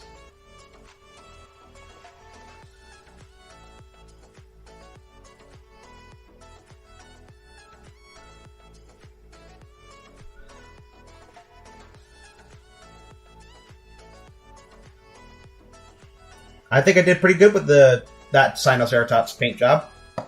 And I think I can apply the exact same paint to the horns of the Triceratops.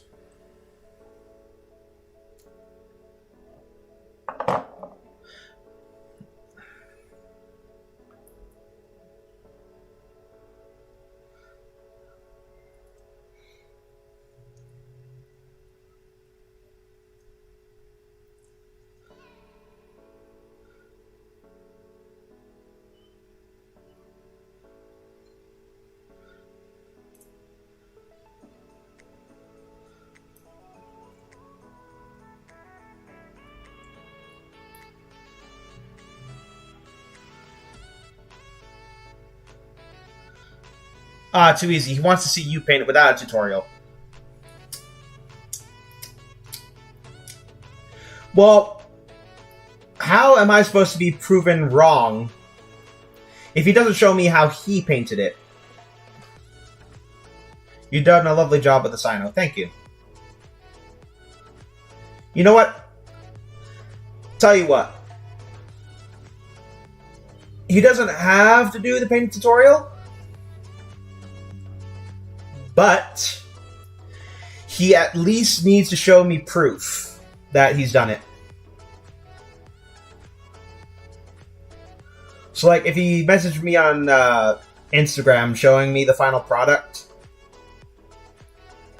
I will definitely try to paint it. If I win. If I lose, though.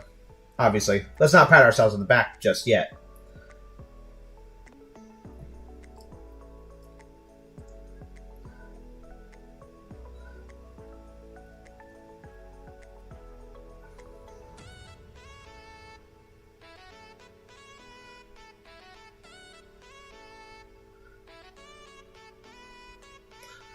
He can send you a picture before the video is posted?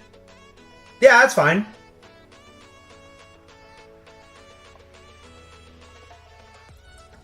And thus begins the fierce rivalry between Marco Mix and Tyranno Senpai.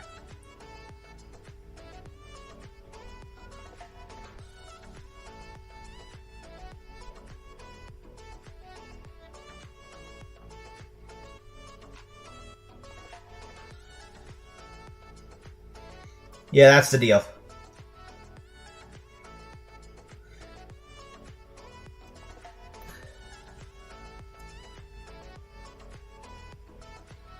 Alright. Then I guess we have a deal.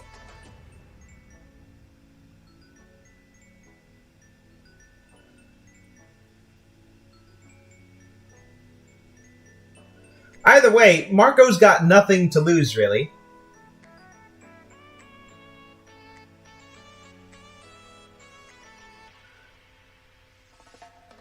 Because I'm going to review it.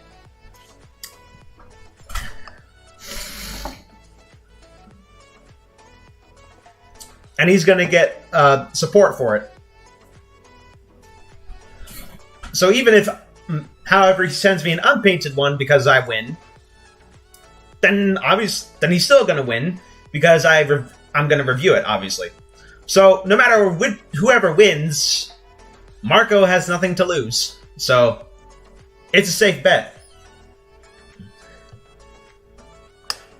I'm really the only one that's got anything to lose. So, hit me with your best shot.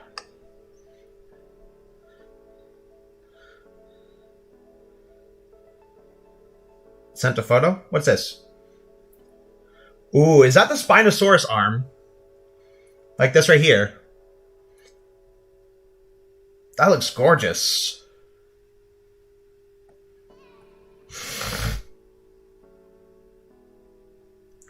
And either way, I get a copy. Yeah, so I still win with that. It's just I had to paint it.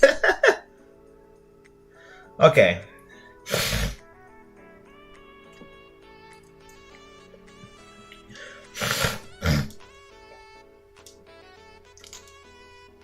Sorry, I got a runny nose.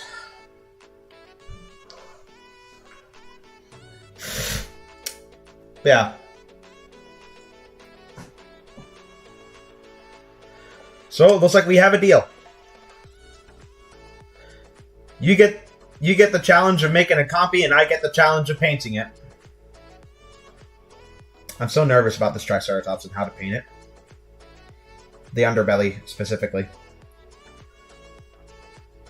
I'll paint that little spot there. Yes, that's a Spinosaurus arm. Oh, that looks sweet. I think I need my trusty mechanical pencil, just so I can get the osteoderms on the back.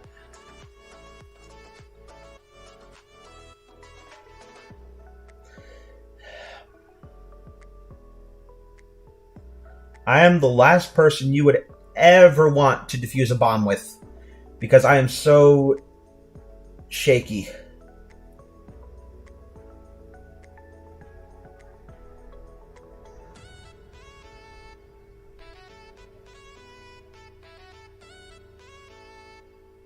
Yeah, painting a compy would be the death of me.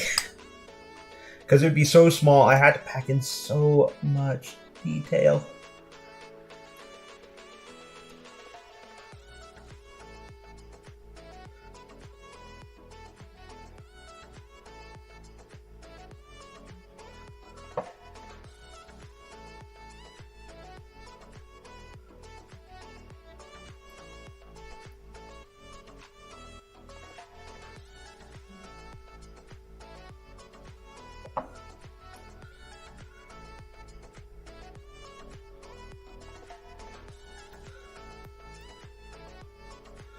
Yeah.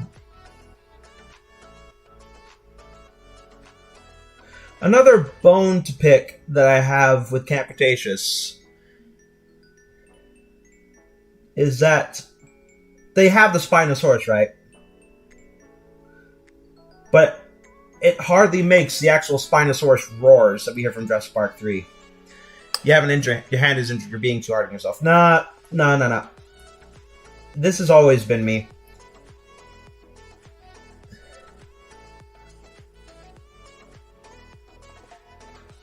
I've always been shaky with the hand.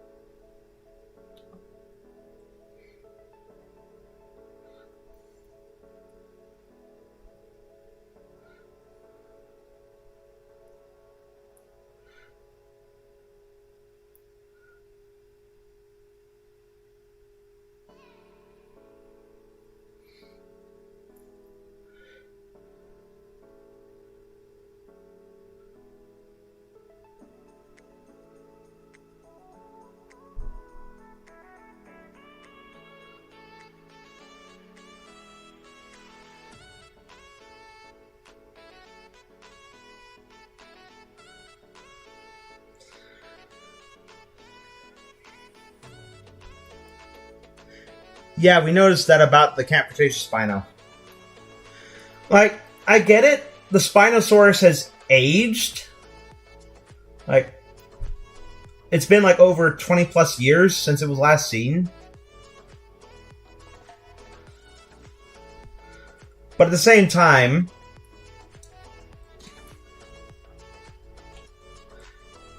it shouldn't have aged to the point when it's couldn't make sounds that resemble its actual calls. It sounds more hoarse, like not like horse like it's the animal, like it's hoarse. Like it sounds like it's been dulled down.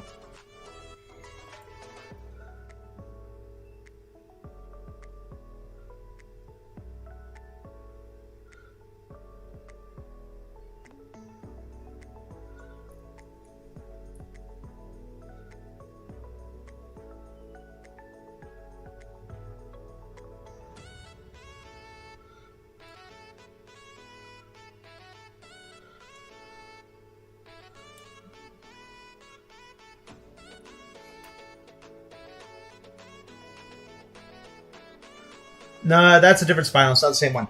Okay, I have a counter for that one. There was an interview after the release of the Camp Cretaceous Season 4 trailer, and the showrunner of the show actually said that the Spinosaurus seen in the trailer could very well be the same one from Jurassic Park 3. His exact words were, it is highly possible that the Spinosaurus in Camp Cretaceous is the same one from Jurassic Park 3. Also, it's important to note that, what was his name? Cash said that the Spinosaurus in Camp Cretaceous really doesn't like people.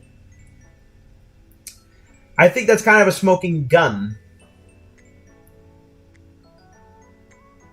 Because that Jurassic Park 3 Spinosaurus was persistently trying to kill those people in Jurassic Park 3. Like, to the point where it was kind of obsessed. Which is like an act of hate, I guess. So, I think it is safe to say, in full confidence, that the Spinosaurus in Camp Cretaceous is the same one from Jurassic Park 3. Just putting that evidence side by side.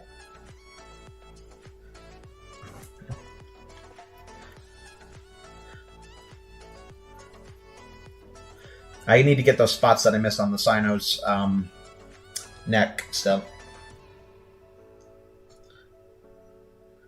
It was under here. And back here that I missed.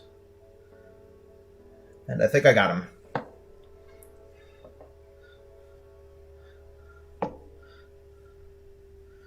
That's not 100% though, and how did it fix its sail injury from the plane? Well, was its sail really injured? It looked fine to me, like, for the rest of the show. Like, yeah, it got hurt, but its sail didn't look that all screwed up. It just looked like it got a scratch or something. It has no scars. True, I guess. But they also said that they got the dinosaurs from Isla Sorna, right? Spinosaurus was on Isla Sorna.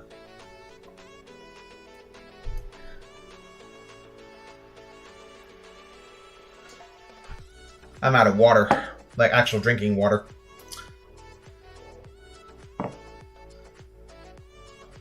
I'll use the Lego as a reference.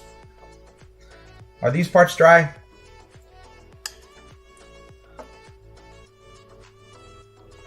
I'm just gonna hope.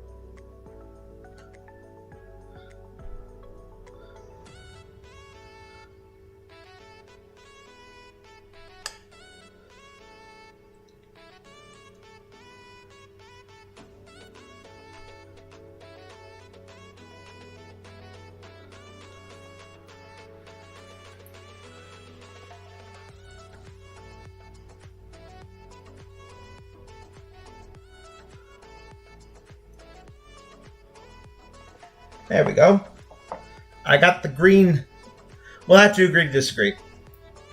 I mean, I won't ignore the possibility that it's not the Spinosaurus from Jurassic Park 3, but there is still the possibility that it might be. You never know, right? I mean, because think about it. Rexy was supposed to have scars and Camp Cretaceous, right? She had them in the movie, but she doesn't have them in Camp Cretaceous.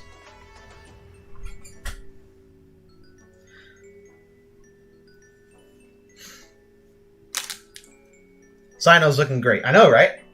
It's actually turning out a little bit better than I thought it would. Oh, God.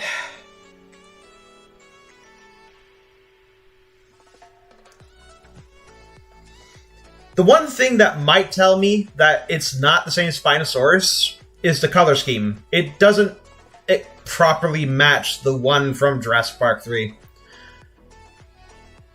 Like, the colors are okay. The pattern is there. I can tell it's a Spinosaurus. The sail, though, it's no longer blue. It's yellow.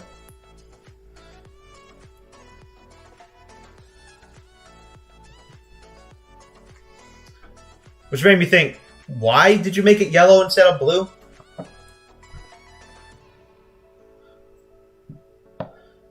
And the one thing we can finally say about the Spinosaurus is that it's an adult. Because there were some people on Instagram, I'm not going to mention names, I'm pretty sure they know who they are if they are watching this. They claimed that the Jurassic Park 3 Spinosaurus was 18 meters long, and that the one from Jurassic Park 3 was a youngster. Camp Cretaceous has pretty much wiped that theory out the window. But in, I think it was like the third to last episode of Camp Cretaceous Season 4, when Cash said that all the dinosaurs they had chipped were adults. The Spinosaurus in question, that was supposed to be injected, would have been an adult, right? So that means that the Spinosaurus that we see in Camp Cretaceous is fully grown. Ergo, the Spinosaurus from Jurassic Park 3 is also an adult. So, Spinosaurus in Jurassic Park 3 did not grow to be like a Category 10 kaiju. It was, what's the right estimate now? 15 meters? 16 meters?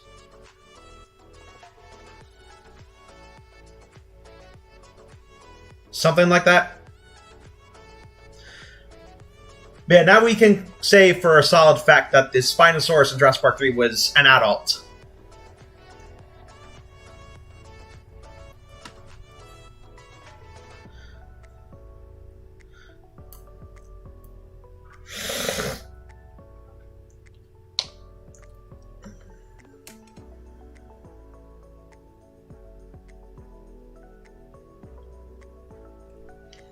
And now I think I want to get some paint for the horns, like the horn detail. And the beak.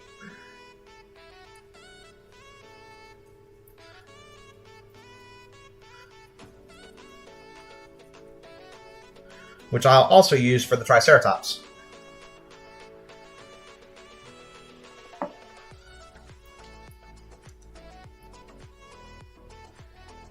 And out of curiosity, how big would the compy have to be in scale with these things? I'm thinking at least an inch or an inch and a half long. They'd be tiny.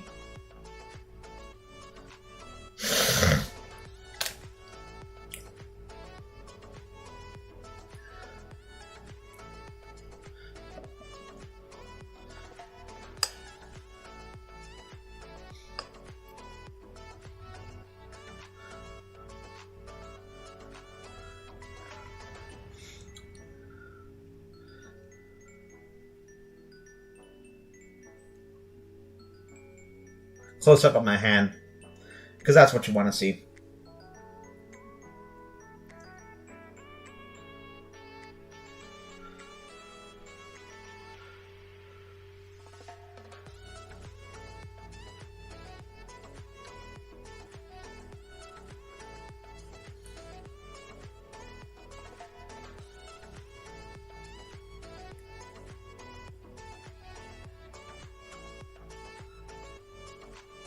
Yeah, I'm quite chuffed with how this Sinoceratops is turning out.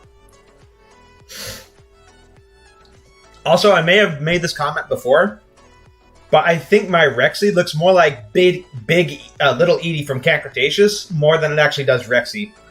Yeah, the compy would be ridiculous tiny, about 1.5 inches. Yeah, I thought so. It'd be ridiculously small.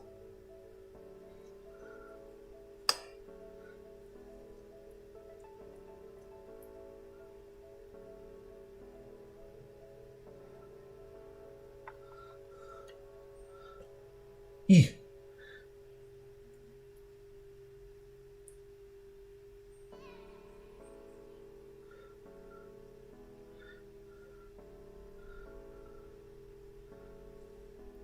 There we go. Got their beaks painted.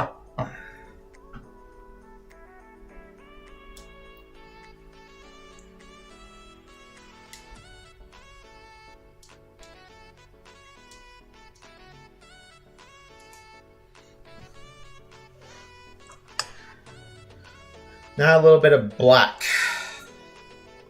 which I don't have out right now.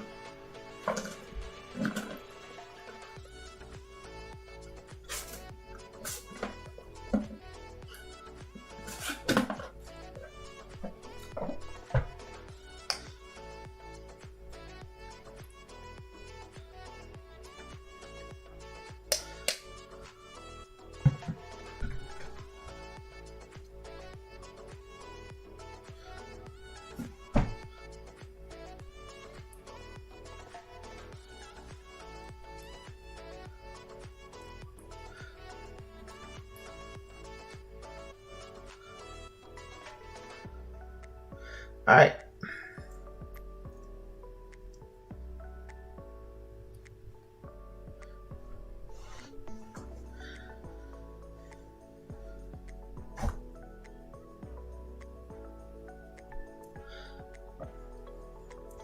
Okay. Get that horn done.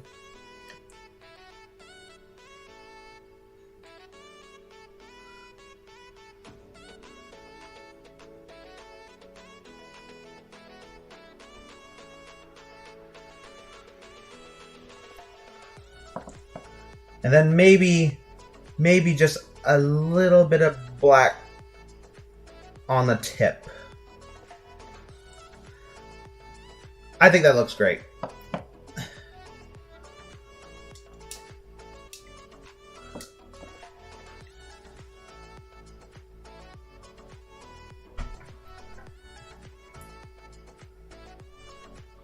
Now I think I'm ready to tackle the underbelly of the Triceratops.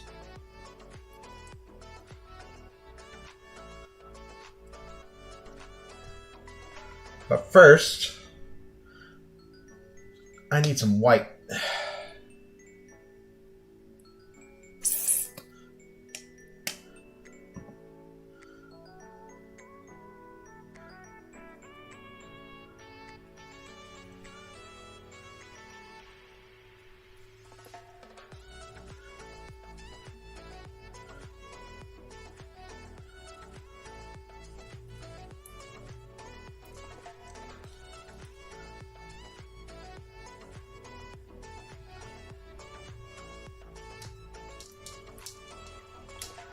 So might as well pull up the Triceratops again.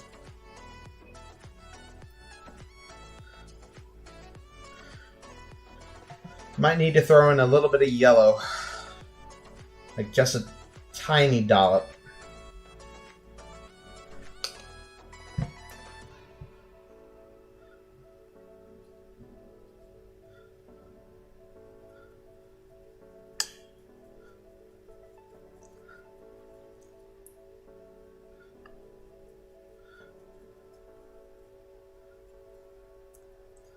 Yeah, I think that looks good.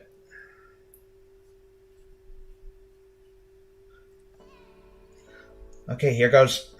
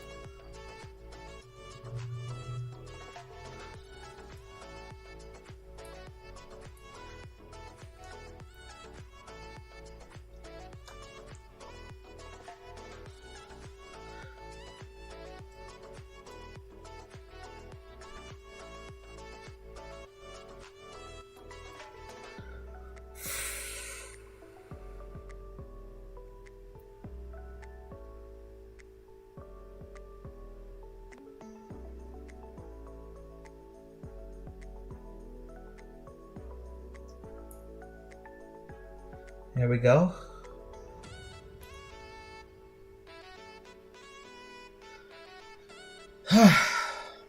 This is tedious work. Tedious work.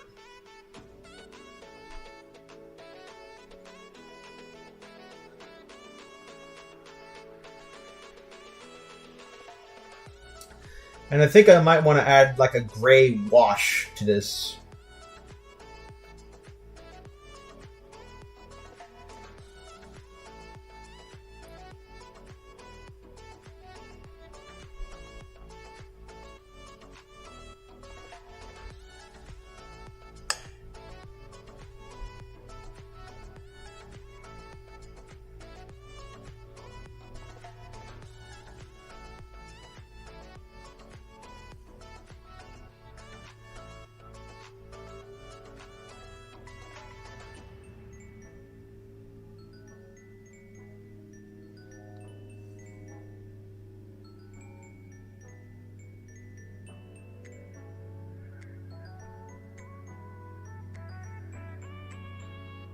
There we go.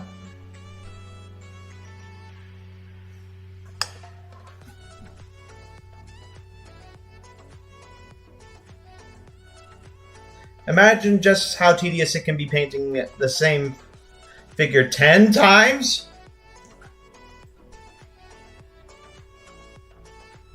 Oh my god, could you imagine?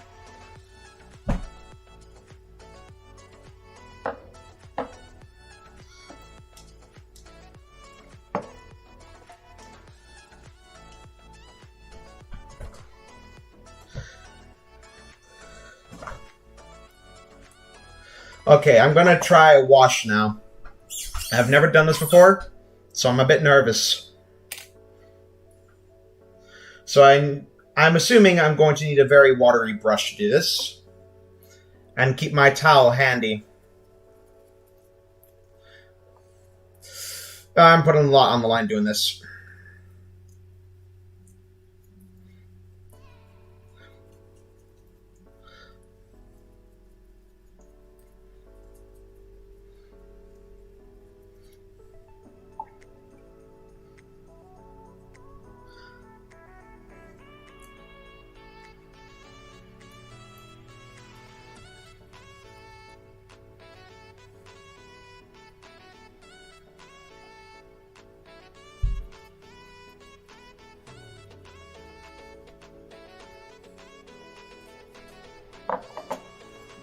Okay, rub it off now.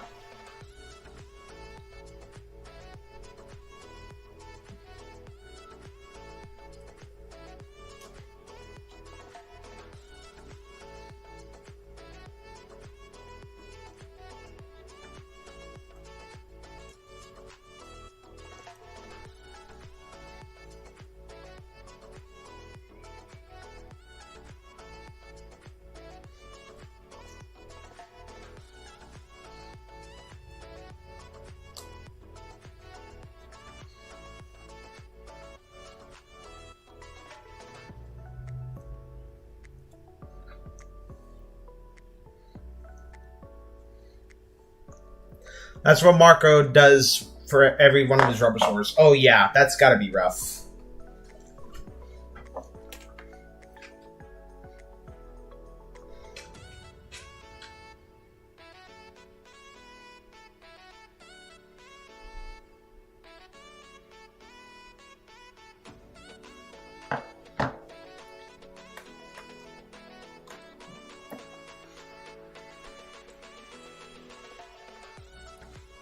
Don't pat off, don't rub.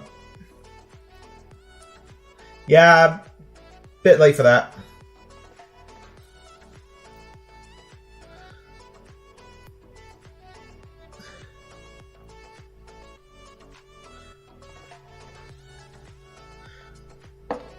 Need to add a bit more wash to that one side of the frill.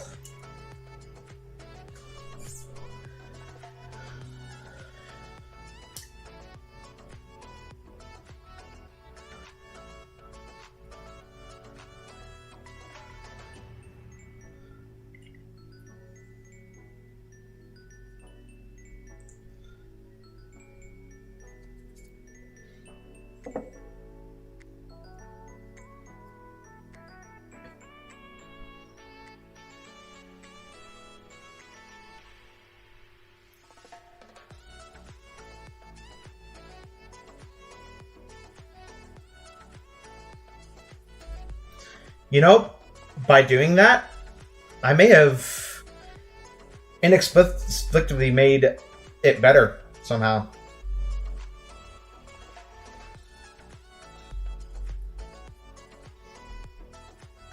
Just going to keep applying a wash.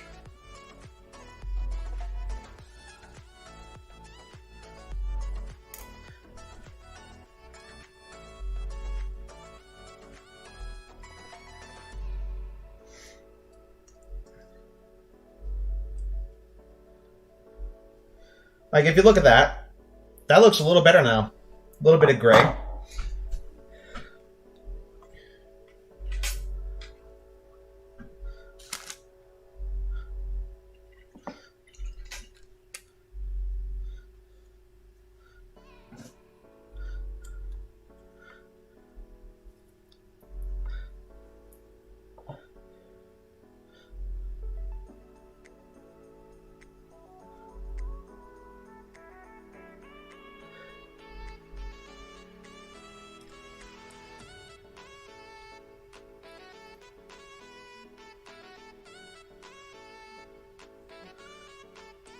Like, yeah, look how nicely that gray mixes in with the brown.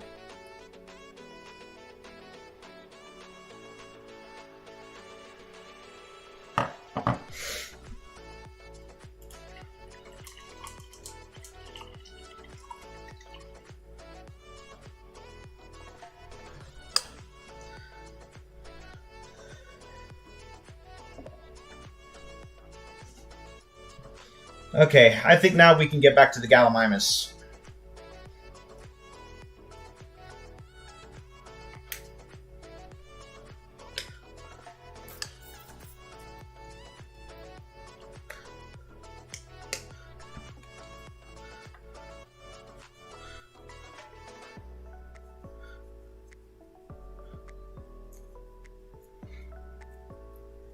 Need to get the striping on the bat.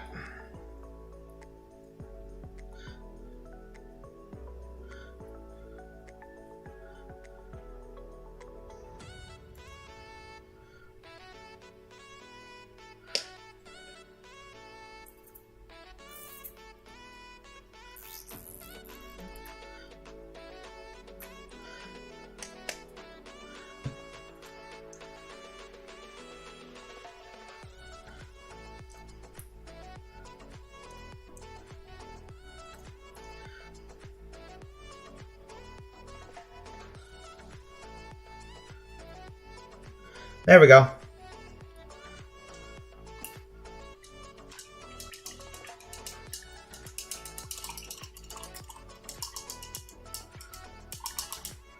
Don't know anyone from Miami. Go away.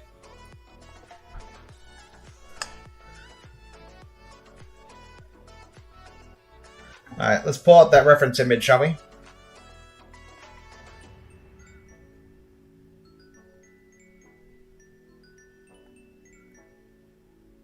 Might not be good enough. Let me take a look at this one.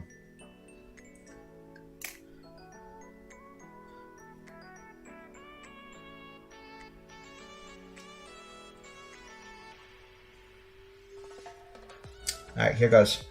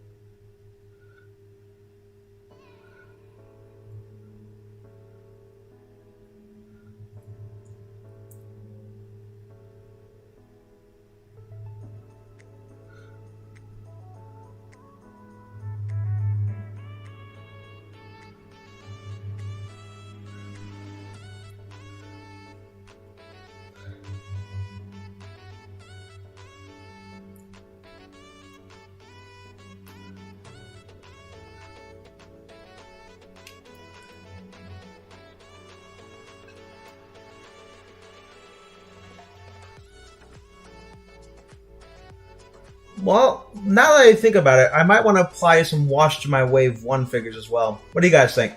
Think I should go through with it?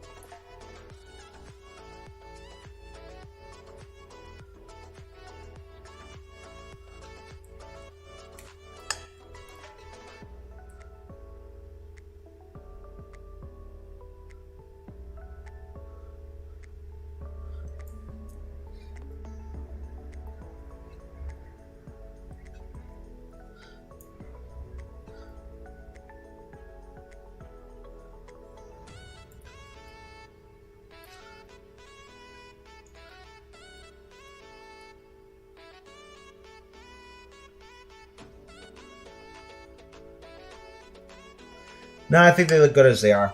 I don't know. I feel like a wash might bring some color back to life with those guys.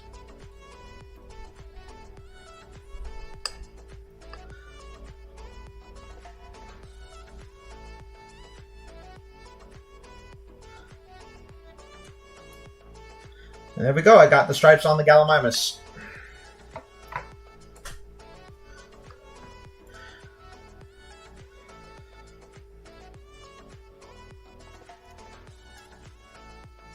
Now I think I need to get the eye. And I think the eye is kind of like a yellow color.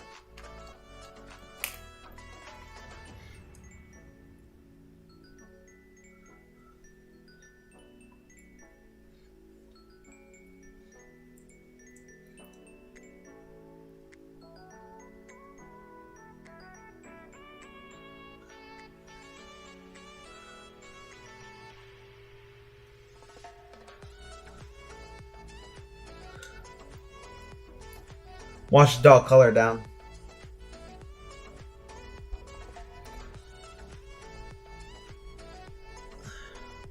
There we go. It has eyes now.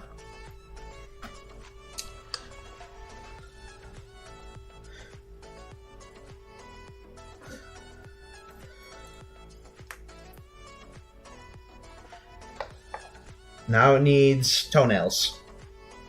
Well, it needs nails in general to be painted.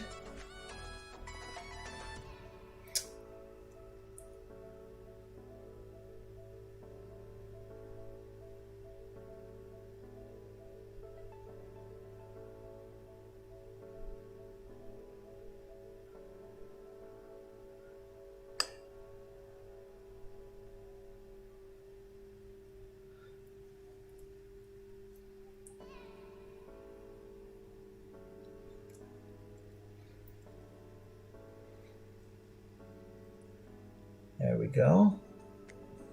That's 1 foot.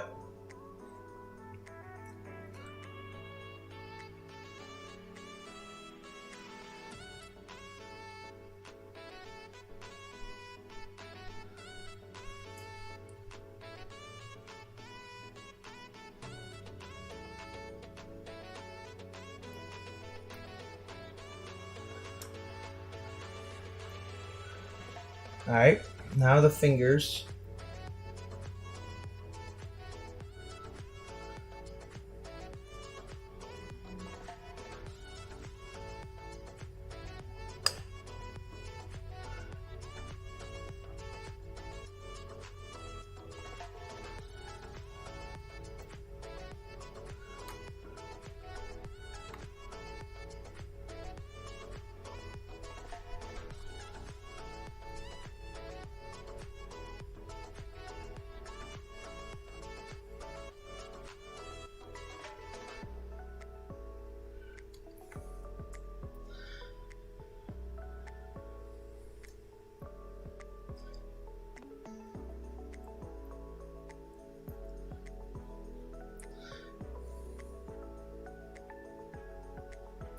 There we go.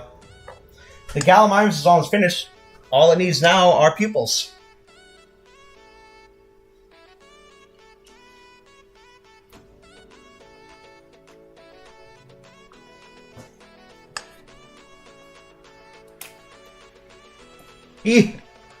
Stop.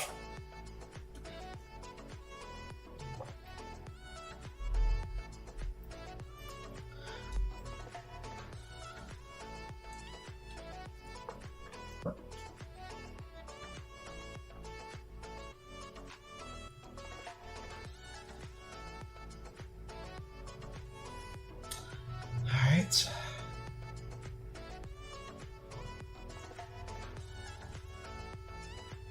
There we go! Our first Wave 2 dinosaurs finished. Ooh.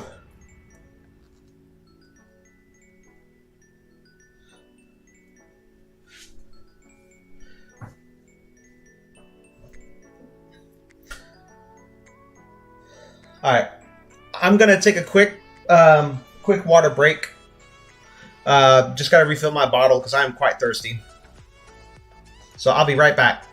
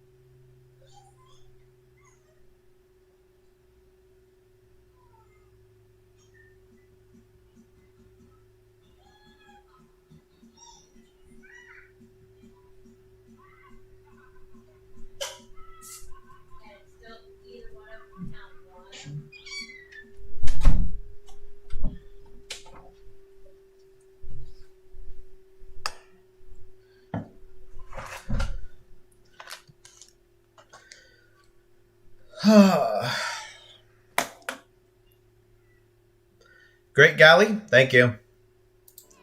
Okay.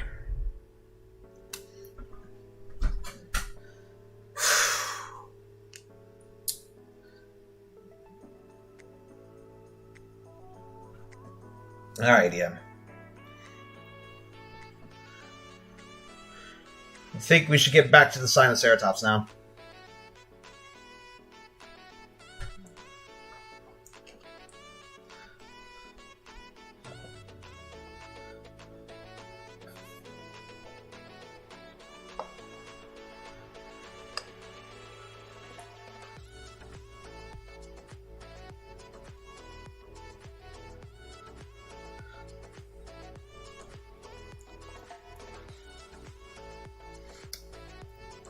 Gotta get that back detail.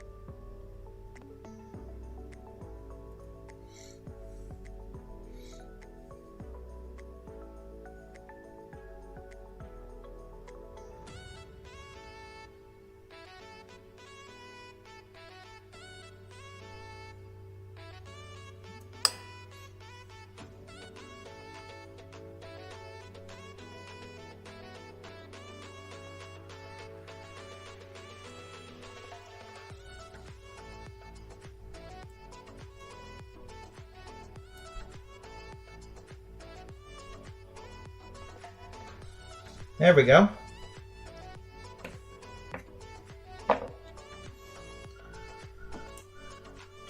And now for a little bit of orange.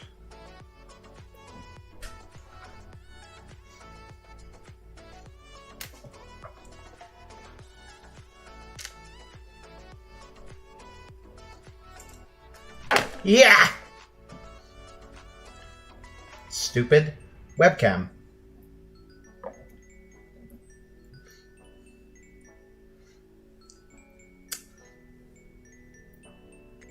I've shifted this thing around, I don't know how many times this stream.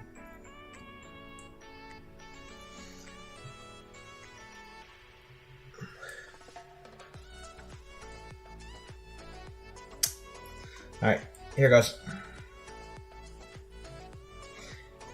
I'm gonna move my mouse out of the way.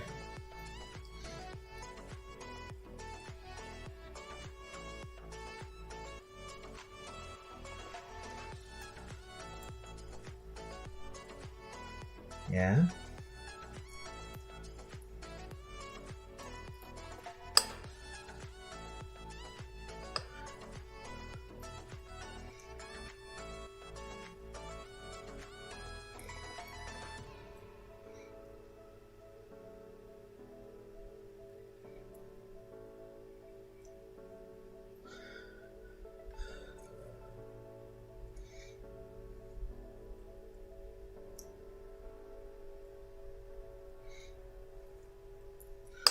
Okay, and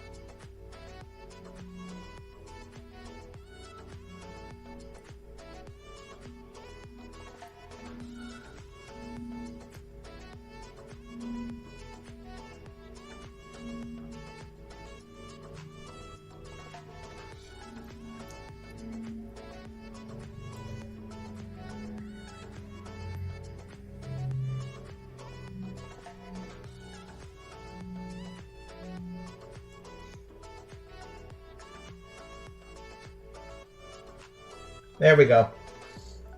Sinoceratops has orange on it now.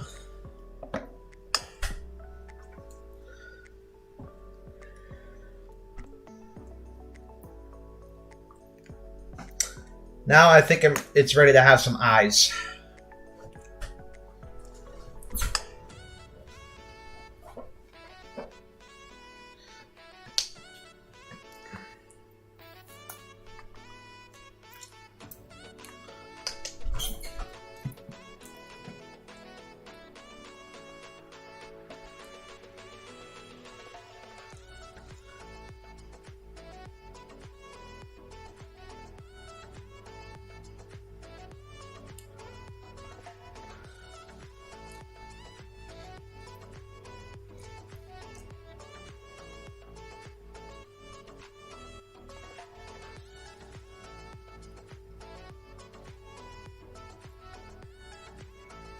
There we go.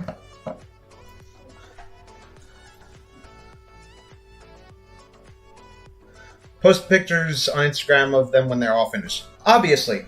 A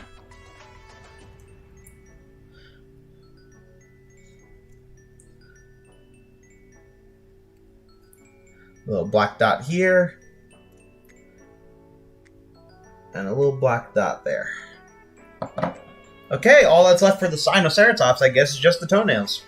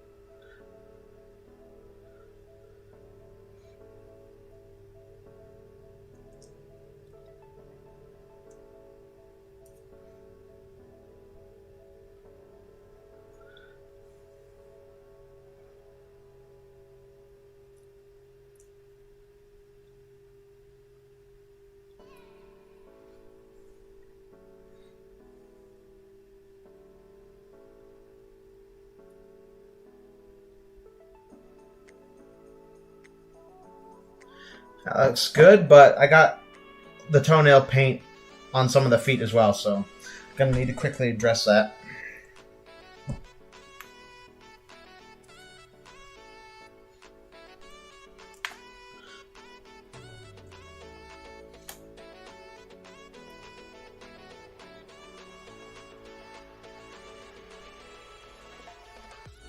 There you go. Sinoceratops is done. Now, to finish that Triceratops. And it still needs a bit of face detail, so put in a little bit of blue.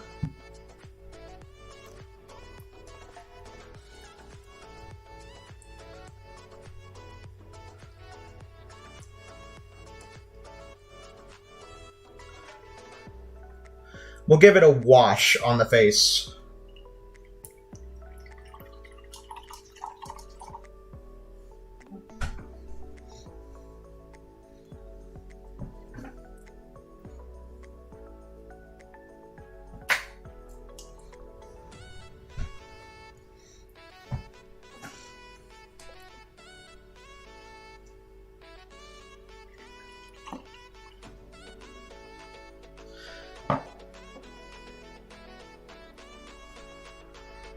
Okay, here goes.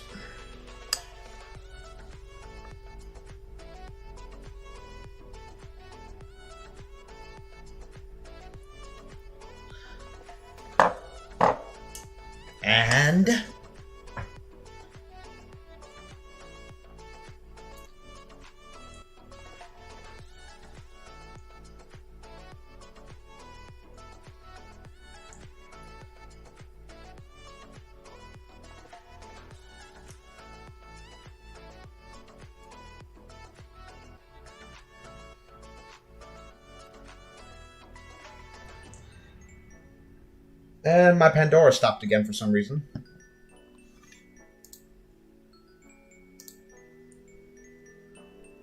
Reload.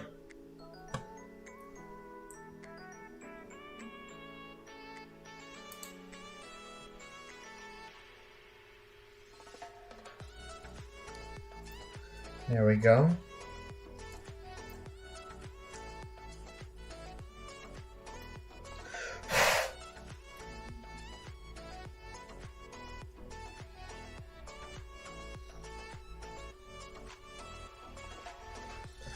All right. Our Triceratops is nearly complete.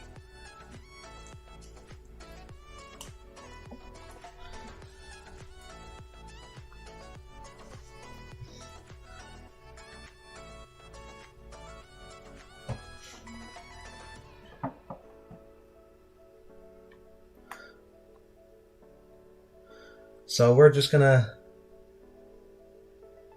start with the toes.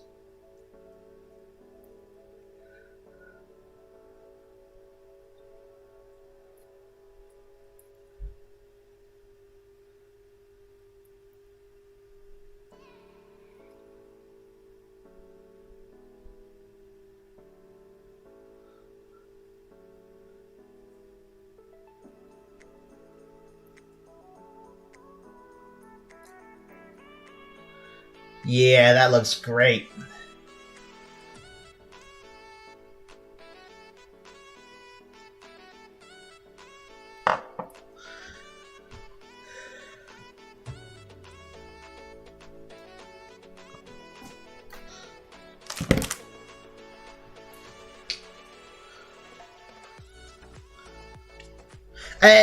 That might be a bit overkill, Red.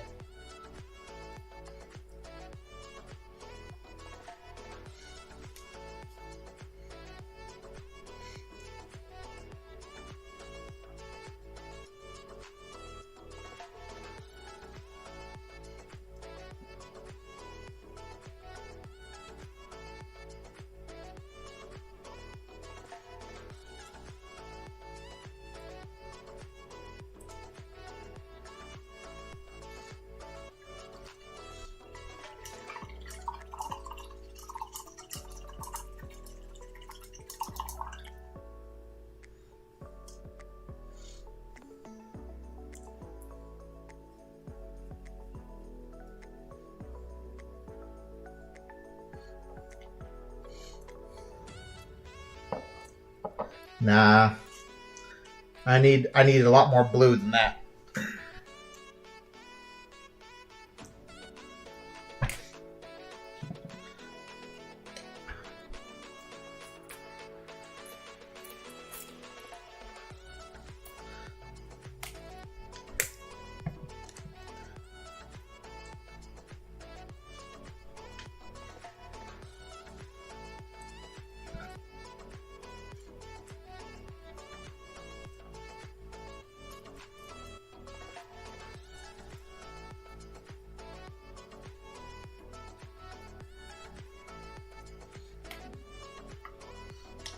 There we go. I think that might be right. So kind of like a purplish brown wash for the back and the upper part of the frill.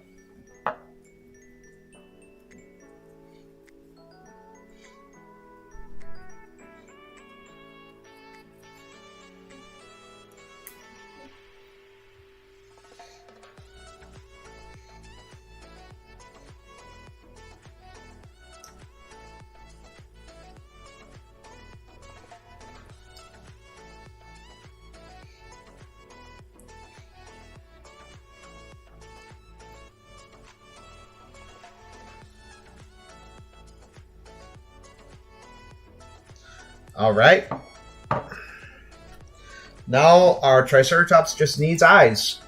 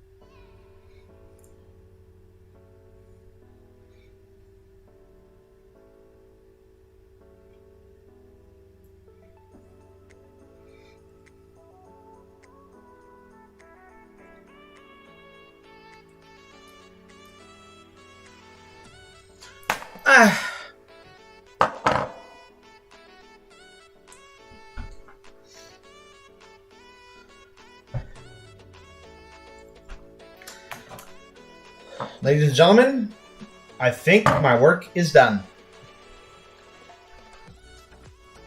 Well, still need a pupil.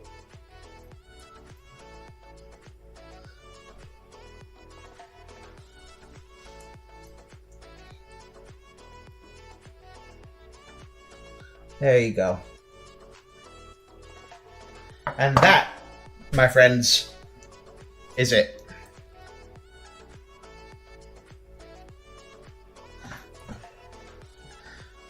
It took nearly 3 hours. Not as long as last time, but still a while.